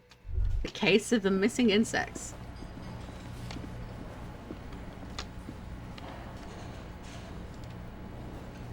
Hello, officer. I think I almost have it. A new trap design, that is. I know you're skeptical, but I have a good feeling about this. I had a chat with this kid, Cuno. He promised to stop stealing the locusts. So it was just a child. He purses his lips, crestfallen. Thank you for telling us, sweetie. This is good news, right? It means we can try again. Something is secretly gnawing at her confidence. It's not this Cuno kid, or the missing locusts.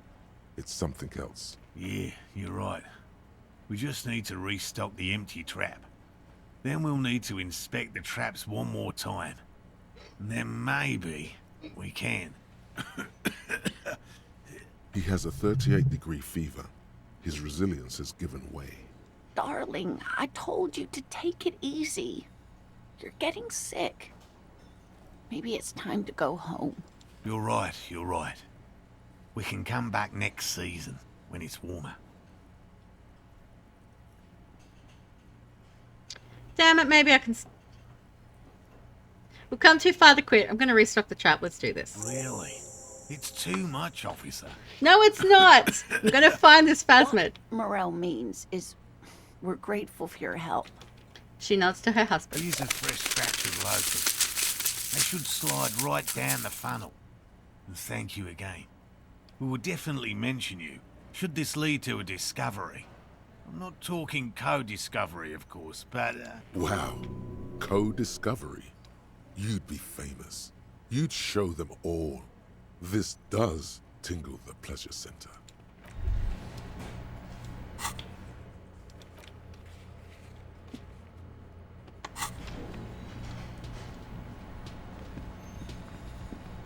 Oh, hello, sweetie.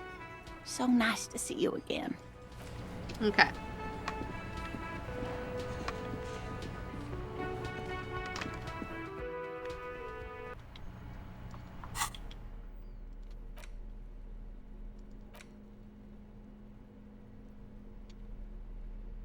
Let's do fast travel to the Fisherman Shacks.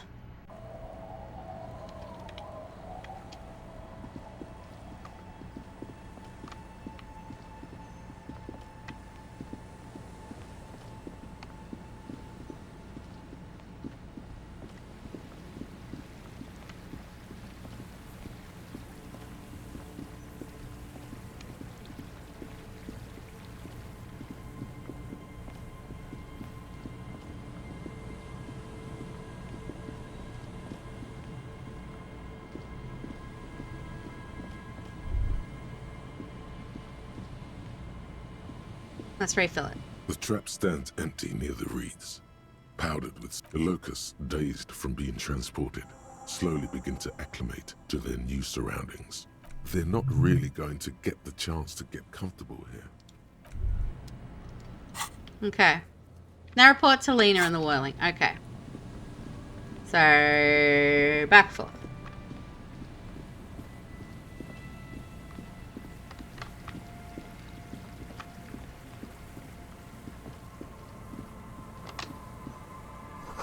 Max, it's not yours. You can crash every M scene.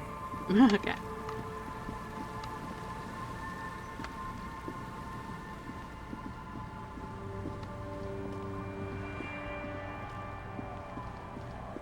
Now am I close enough that I can fast travel to the... Okay.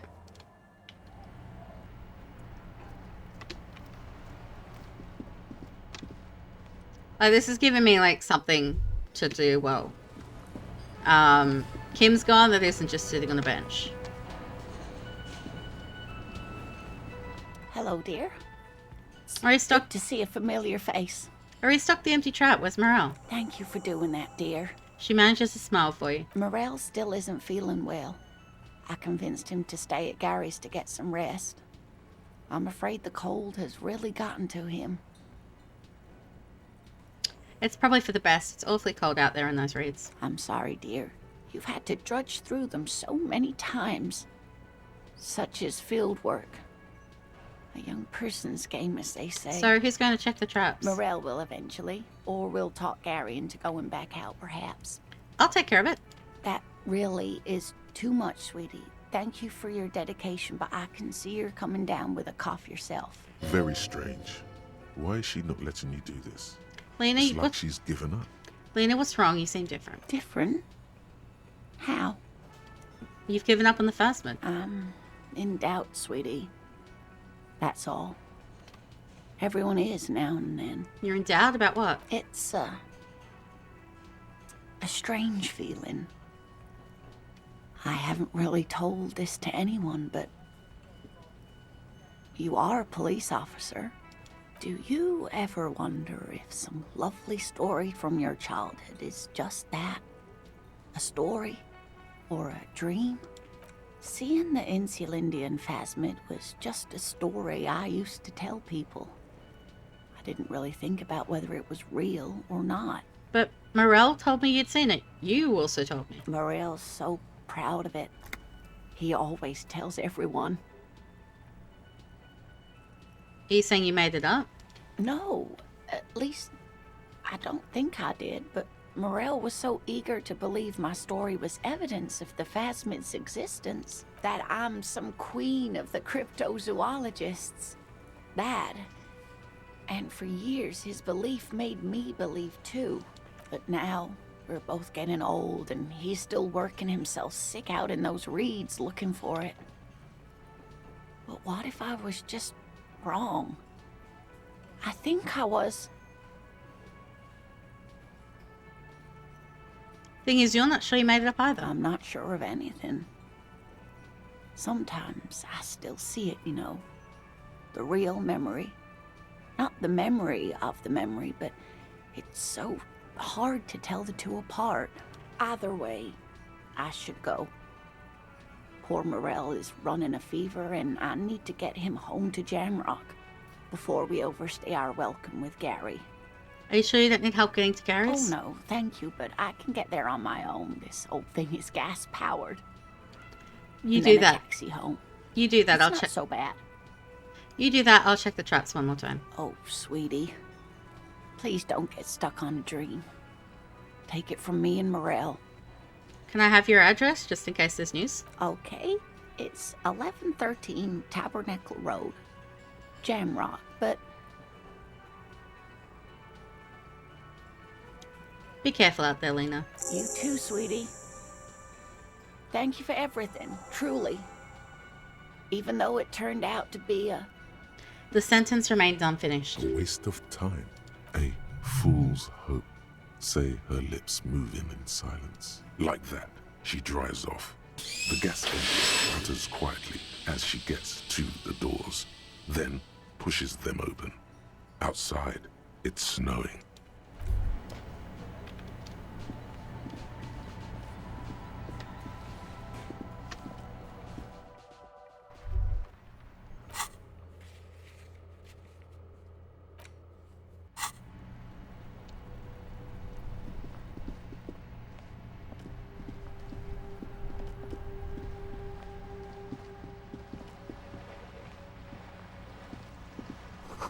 Takes willpower from junk. Okay.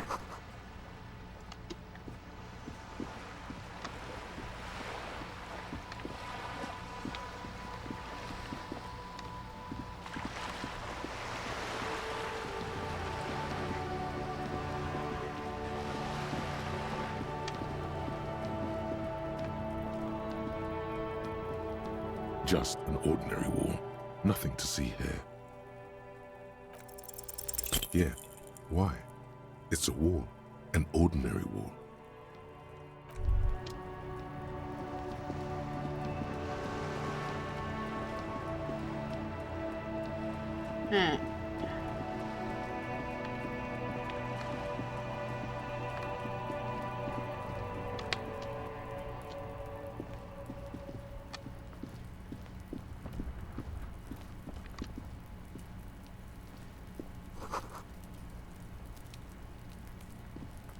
The door is closed again.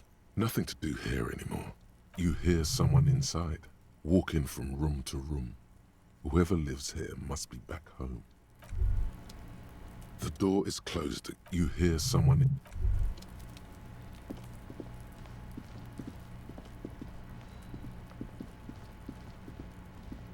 I got nothing I can do.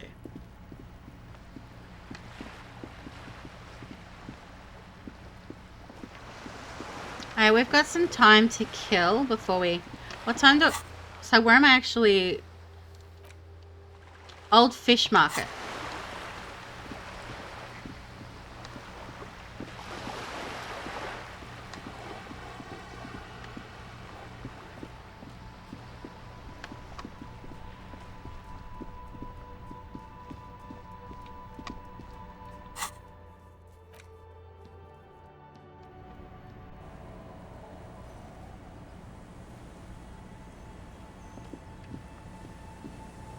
Where's my little bench?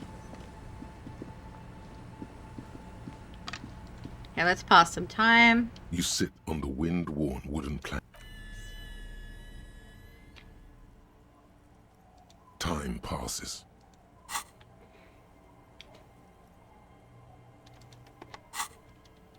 You wonder how your gun is doing.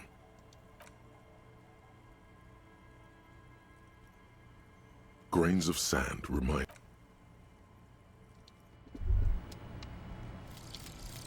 Wumpty Dumpty Dum Center. You're at home, stupid cop. Not with the art crowd. You hate them. Everyone hates them. Even they hate themselves. It's nauseating.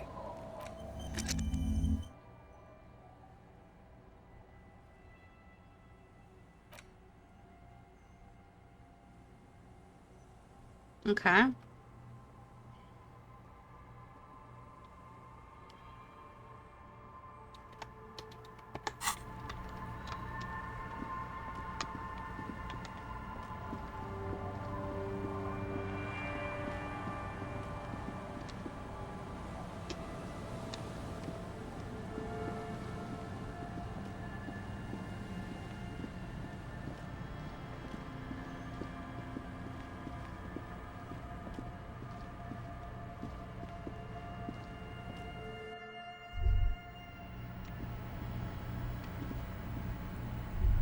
Okay, yeah, I had been in there.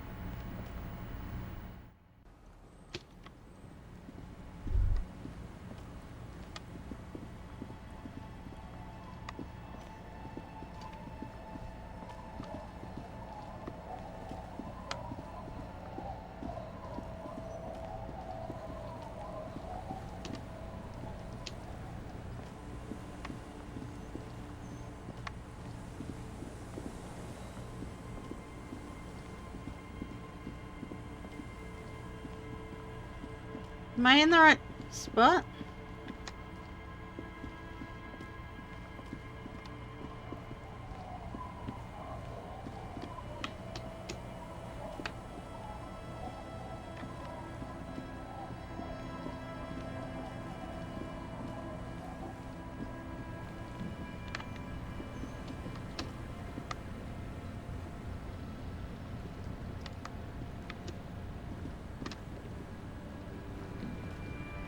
The waves are beginning to die down.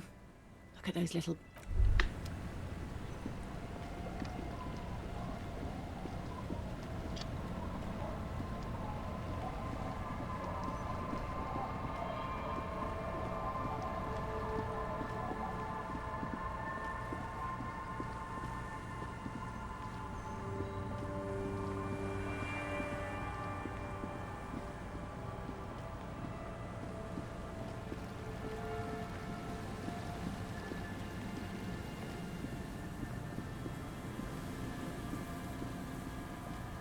Oh, I think I know where. Maybe?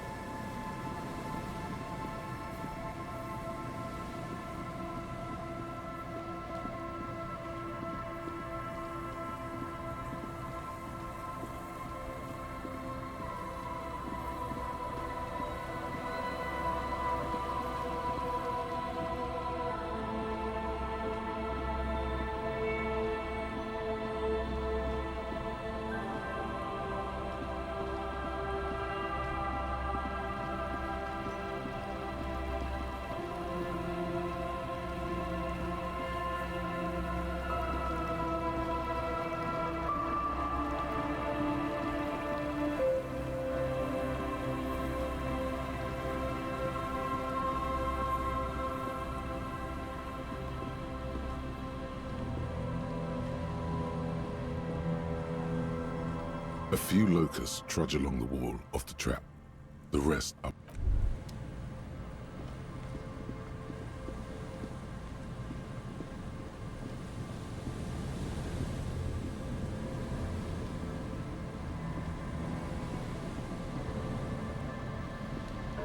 I know I got there once before because there was,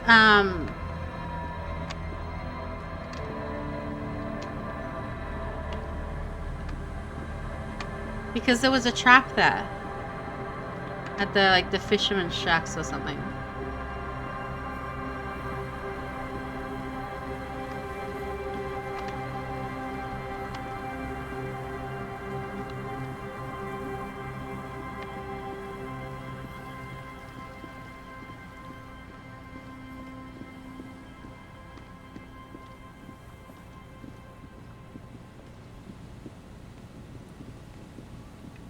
Might check this trap behind the fell building.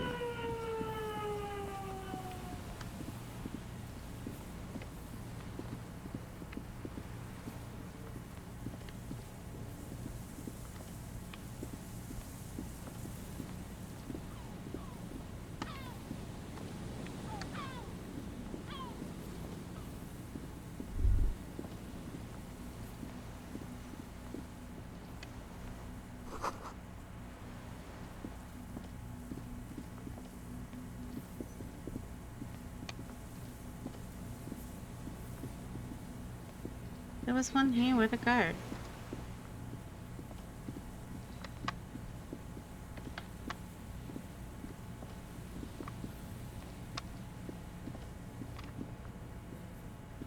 just dead and dying locusts, and the...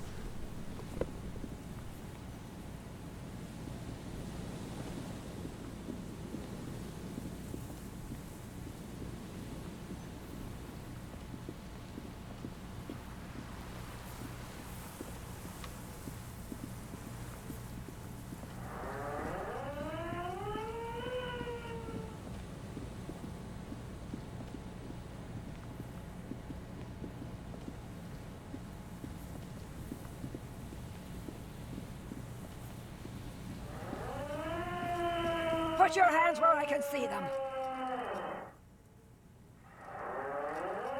Show me your hands. This is the pigs. Show me your hands. Right now! Show me... Scavenged, battery-powered police lights protrude from her back. The flickering light show reveals a gun in her shaking hand. Her hand is trembling from some sort of neurodegenerative disease. You shouldn't be here. Something's very wrong with her. She's completely out of control.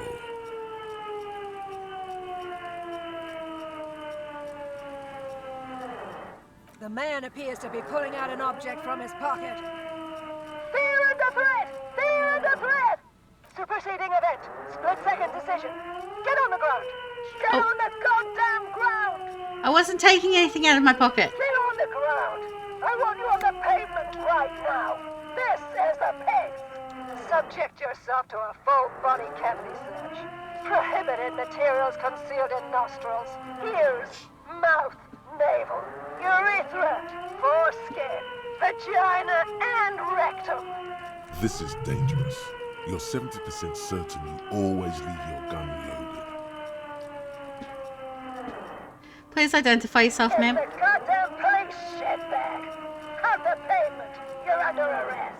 As she waves her hands, you notice familiar-looking ampoules and packets sticking out of the mountain of police gear on her back. Medicine or drugs? Are you on drugs? Confiscated contraband. Restricted access. 2 kilos missing. Eyewitness report compromised. You're not the police. I am the police. I am the law. Back up. Back up. Back up. Status unconfirmed. Baby, you know who I am. Everyone knows. I do? Garrett? No, Aggravated assault. Man down. Suspect on foot. What's the situation? Law enforcement compromised. Impersonating a police officer. Does she not believe you're actually a police officer? I really am a cop. Look, my badge. License and registration. License and registration. Come in dispatch. Sector. Azimuth. It's not a code, just disjointed words. She's losing it. One twitch and there will be blood. Okay. She's frantic, confused, teetering under all that gear. There's an opening if you just move fast enough.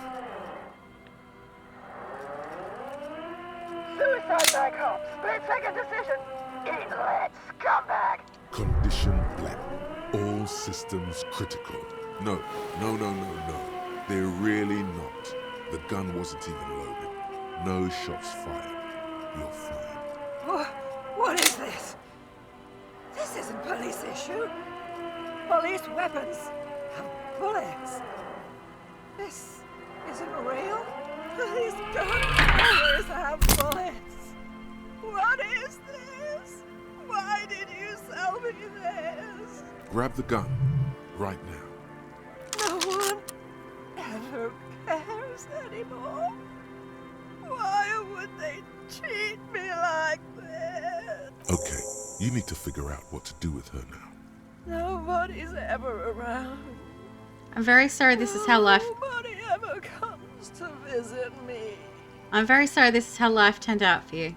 Her scratched skin is warm to the touch, but the person inside doesn't even know you're there. Alright, what am I going to do with you? The catatonic woman, especially now that she's unarmed, doesn't seem to be a threat to anyone but herself.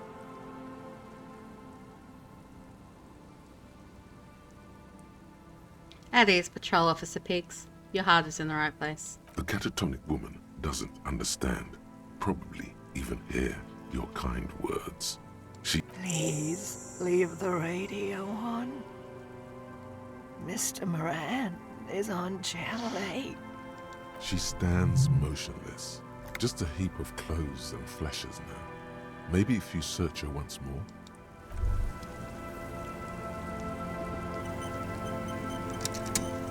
The woman stands slumped.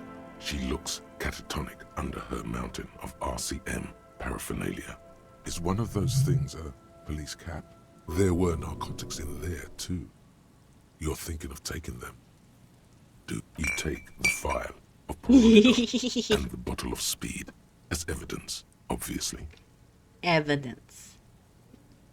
Alright, give me the cap. She doesn't even flinch as you reach out and disentangle the familiar-looking lieutenant's cap from her mountain of RCM paraphernalia. The old woman doesn't react to your... Okay, what do we got? Hardy and the pigs. Ask Titus and his books to take care of the pigs. It's their district, their master responsibility. Okay.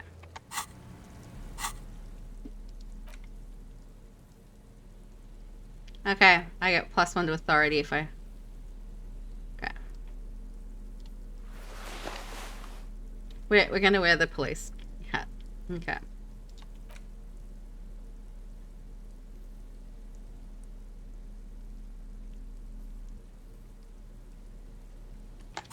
I got my gun back.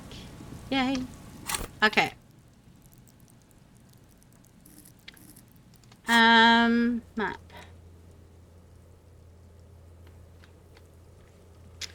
Alright, suggestion might be a good one.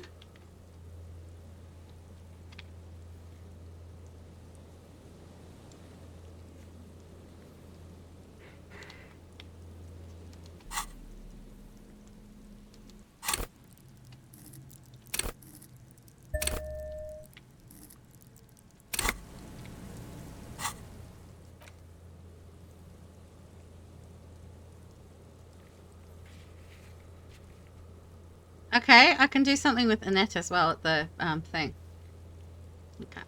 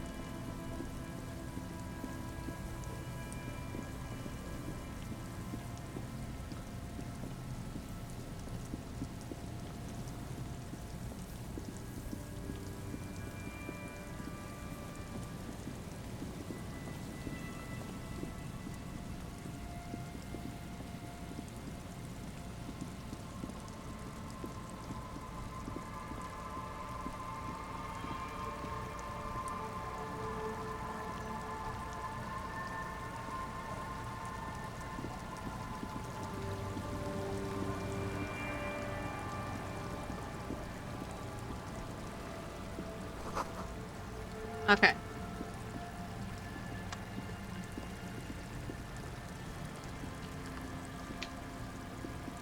Ah.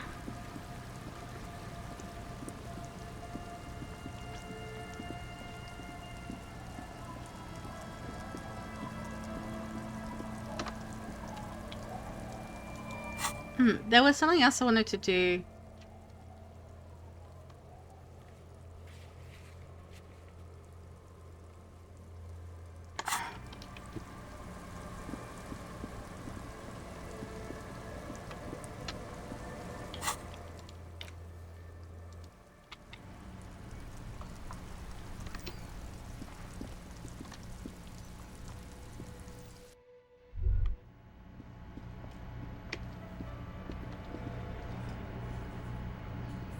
Looks like the circus left town, but the clowns are still here.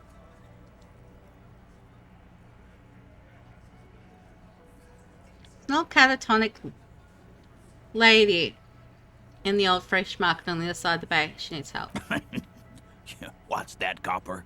You want us to help little old ladies now? If you want a bit of local law enforcement, these kind of things fall on your shoulders. Yeah. We'll send someone out. Who is? Wait. It's the pigs, isn't it? Yep. God. Poor lady. Don't worry. We'll handle this. I think she got some family in Cuno or something. Bastards left her alone when she got sick. We've been getting complaints. Hey, wasn't Everard's B team looking for her the other day? They said something about her, I don't know, finding something? Yeah, I think you're right, Gene. She have something of yours, Pig. She had my gun. You're fucking with me. Your gun. She had your fucking gun? Sure did, boss. Heard him loud and clear. The pigs lost his gun to the pigs. Well, at least I can see you got it back. If you have any questions. What was her name? Her real name? Auntie LaPlante. We always called her. Something LaPlante. Marianne, amigo. He says, okay, Marianne LaPlante. Anything else you wanted to know? Who was she? Was, like before. Just an old lady. Her kids moved away years ago. Never come to visit. Never took her calls. She gets out every now and then. She did right by lots of us when we were kids. Always was a little off, but still. Us kids? That must have been ages ago. She was better then. How did she get like this? Wanted to be a cop, you mean? Well, shit. I don't actually know. Anyone know why she started acting like a pig? No fucking clue. It's gotta be the crazy. Who'd want to be a pig? Somebody wanted to set the world right before then? Ever think of that? No, I didn't. Because I'm not fucking stupid, Polizonte. Yeah, cop. That's some pretty fucking weird shit to say. The pigs level weird. But whatever gets you through the day. Where'd she get all her cop gear? Dunno. She lives by the water. Shit washes up all the time on the beach. Thanks for helping me out with this one, Titus. No problem, old cop man. We take care of our mentally ill here in Martinez. Ain't that right, boys? Sure enough, we're the real heroes on these streets. I just found a bullet in the hanged man's head. A bullet, you say? That's mighty curious. Truly curious, if you hanged him, how'd it get there? Well, there are so many bullets in the world, and so many heads. I guess it's only logical. At some point, one of them bullets had to end up in one of them heads. It's bound to happen again, you know? Just statistically speaking, of course. I'm gonna ask you again, why was this in the victim's head? Wow! He's got it in a real evidence bag and all! Why don't you go home and log it into evidence? These men have told you what happened. I think the hanging was a cover-up for the shooting. You know what I think? I think he was shot in the head as a kid, and his brain grew around the bullet. Around the bullet, man. That's a good one. Did you guys shoot him? Shit! I probably did shoot him. I was drunk last night. You guys know me when I'm drunk. Yeah, Glenn likes to shoot his guns when he's drunk. Better hope he stays sober. I meant before he was hanged. Before? After? During? This is getting ridiculous. They told you what happened.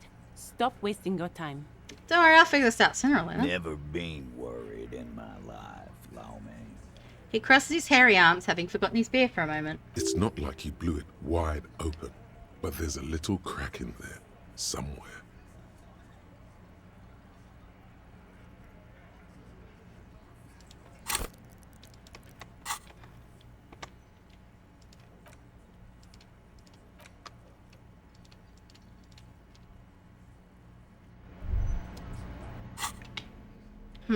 So I know I've got stuff that will up my authority.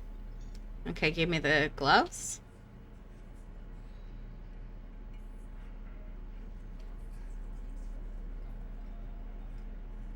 Oh, it's the boots.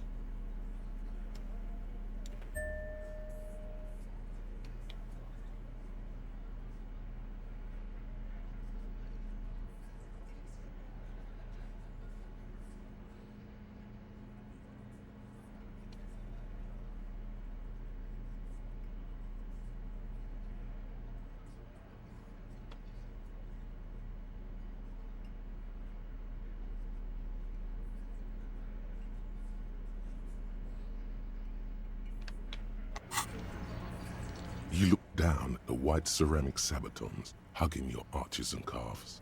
Surprised at how well they fit. Your movements cause tiny little clicks, like dice rolling somewhere far away, as the plates reorient to your motions.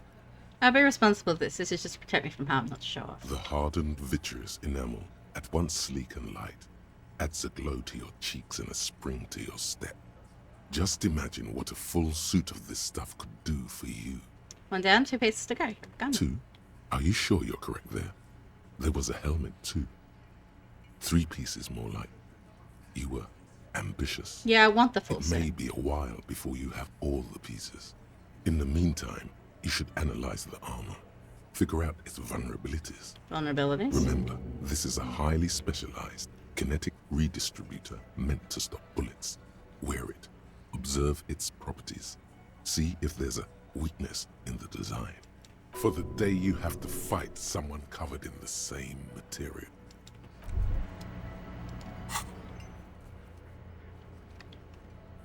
Okay. Let's try this again, Titus. Looks like the circus left town, but the clowns are still... No.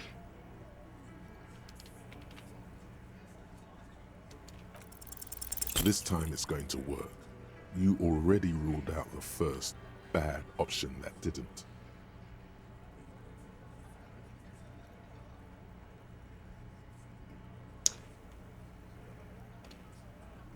And what exactly is it you've been doing that's so goddamn... All the while talking racist shit. Don't think we aren't watching, Fascia. People here trust us. Fascia. That's short for fascist. I haven't said anything racist. Of course you have. You've been calling people kip left and right, inciting race violence in my town.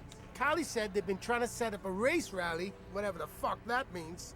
Trying to get the kips out of Revachol before the economy goes to shit. I'm not racist. All I care about is Revachol and its people, and if some foreigner thinks... Shit, boss. He actually is racist. Of course he's racist. Look at how fat he is. Get the fuck out of here, you race war asshole. We're not gonna march in your... You got shredded to pieces there. Should have gone with the gun. What were you thinking?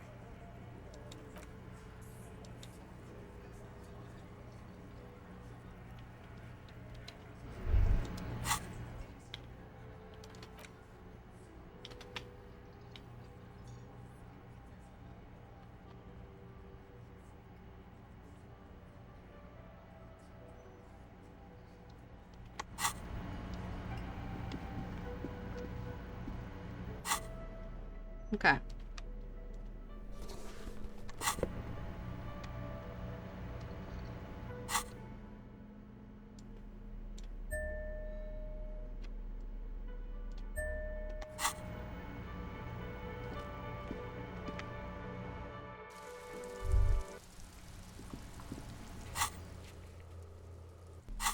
Actually...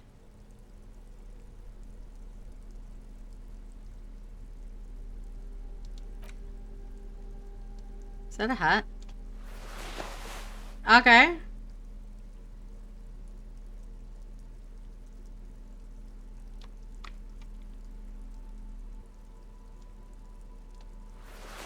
Yeah, we're matching. Alright. We just kind of need pants to go with it.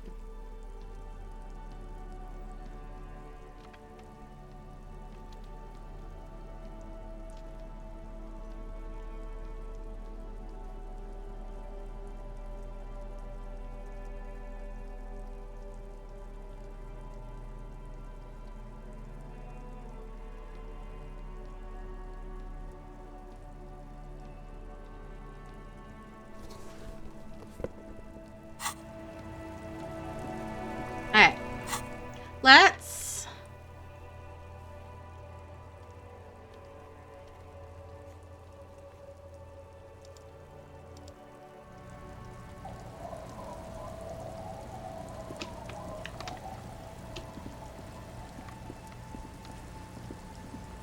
I could possibly hit on her again. The waves are beginning to die down. Look at those little bastards. Alcohol, man. That's exactly what she needs. Now make her... Okay. I need to be Where drunk. is this going? You do too. Please get drunk with me on a drunk date. Absurdly and pointedly phrased. You can be quite funny, officer. Anyway, what did you want? She doesn't even understand you asked her out. Perhaps you're too sober to pull it off right now. Alright, let's... Oh, I don't have alcohol, so...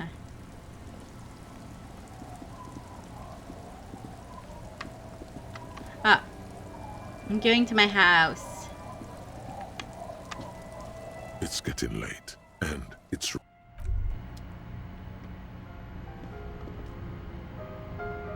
Can I do anything to the mirror? No mirror hangs on the wall.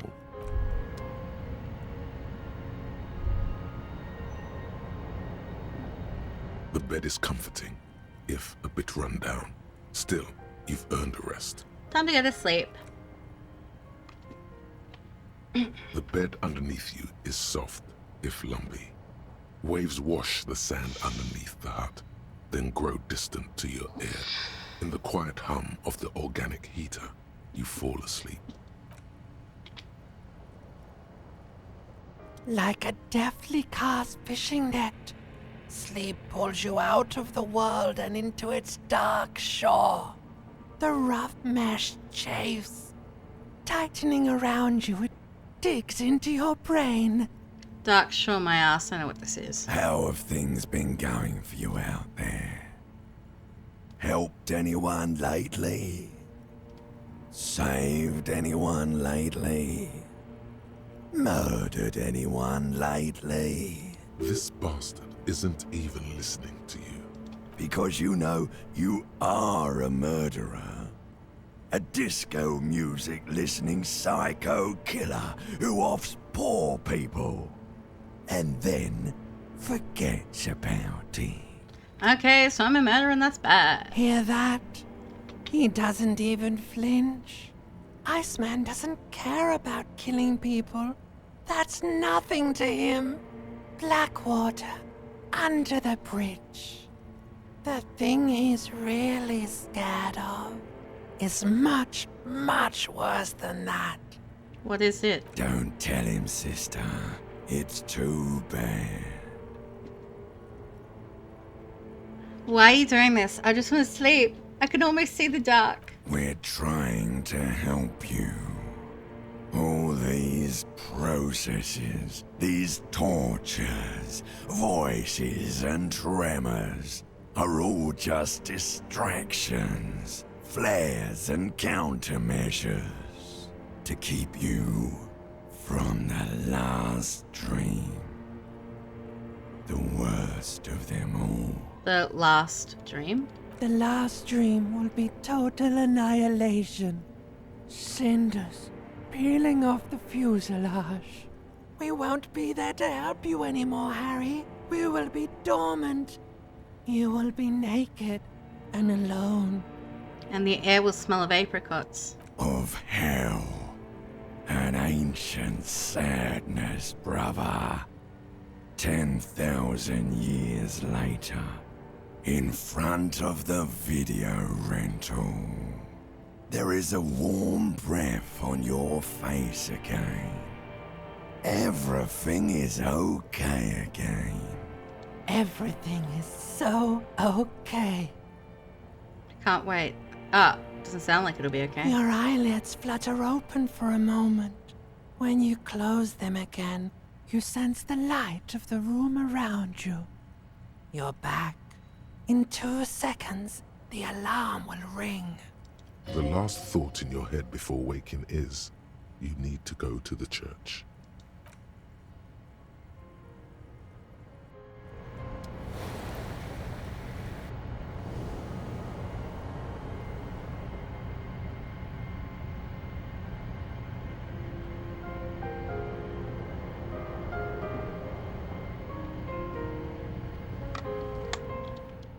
Okay, this is where we're calling it for the night.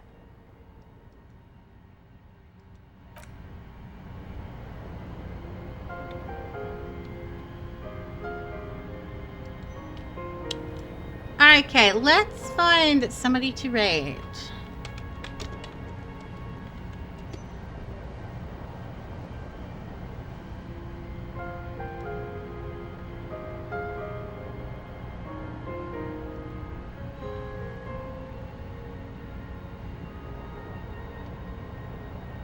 Alright.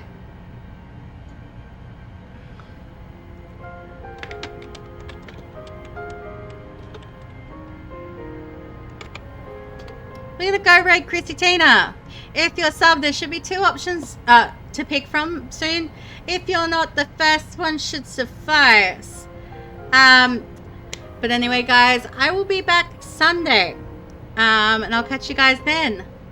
Much love to you. Bye.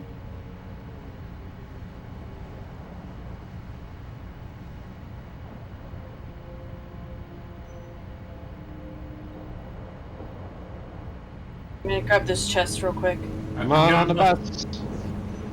Oh shit, I'm on top. How do I get out of top? I don't want to be on top. Press control. Ah, someone get me! Well, looks Go, go, go. Oh, she's down. She's down. Go. Hold on. Oh.